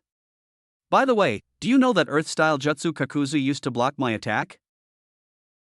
"Yeah, it's called the Iron Skin. Why?" "Well, I'd really like to learn it. You know, sparring with Gaara just showed how much I could benefit from having a defensive jutsu," Naruto responded. "The jutsu itself may not be perfect, being vulnerable to lightning and all. I really like the concept of it, and it could still really be useful." "I see," Jiraiya agreed, being able to see the merits in it. "But, unfortunately, I don't know how to execute the jutsu itself. Sorry, kid." "Oh, well. I guess I'll just have to look for one then.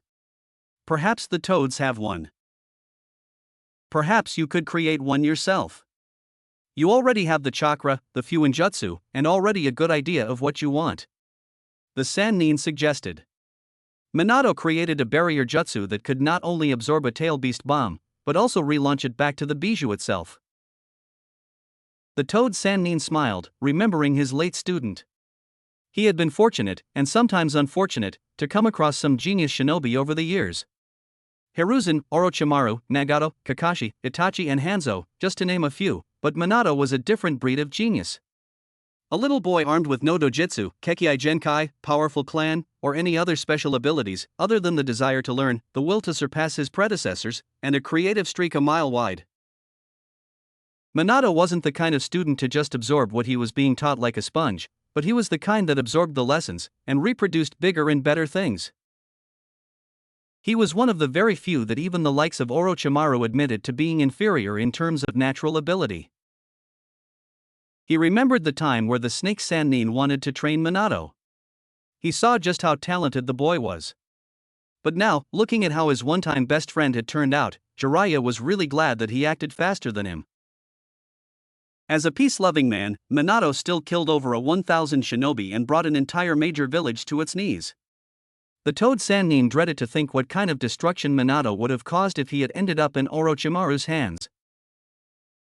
"Dad was pretty amazing, huh?" "You have no idea, kid, you have no idea." Jiraiya found his ability to speak hampered when a fly flew straight into his mouth, causing the self-proclaimed super pervert a coughing fit as his less than helpful student laughed at him. Orochimaru's hideout. Orochimaru couldn't fully express just how much he loved his life at the moment. He supposed that everyone felt their lives to be precious to them, but with the Snake Sannin, his life was always above everyone else.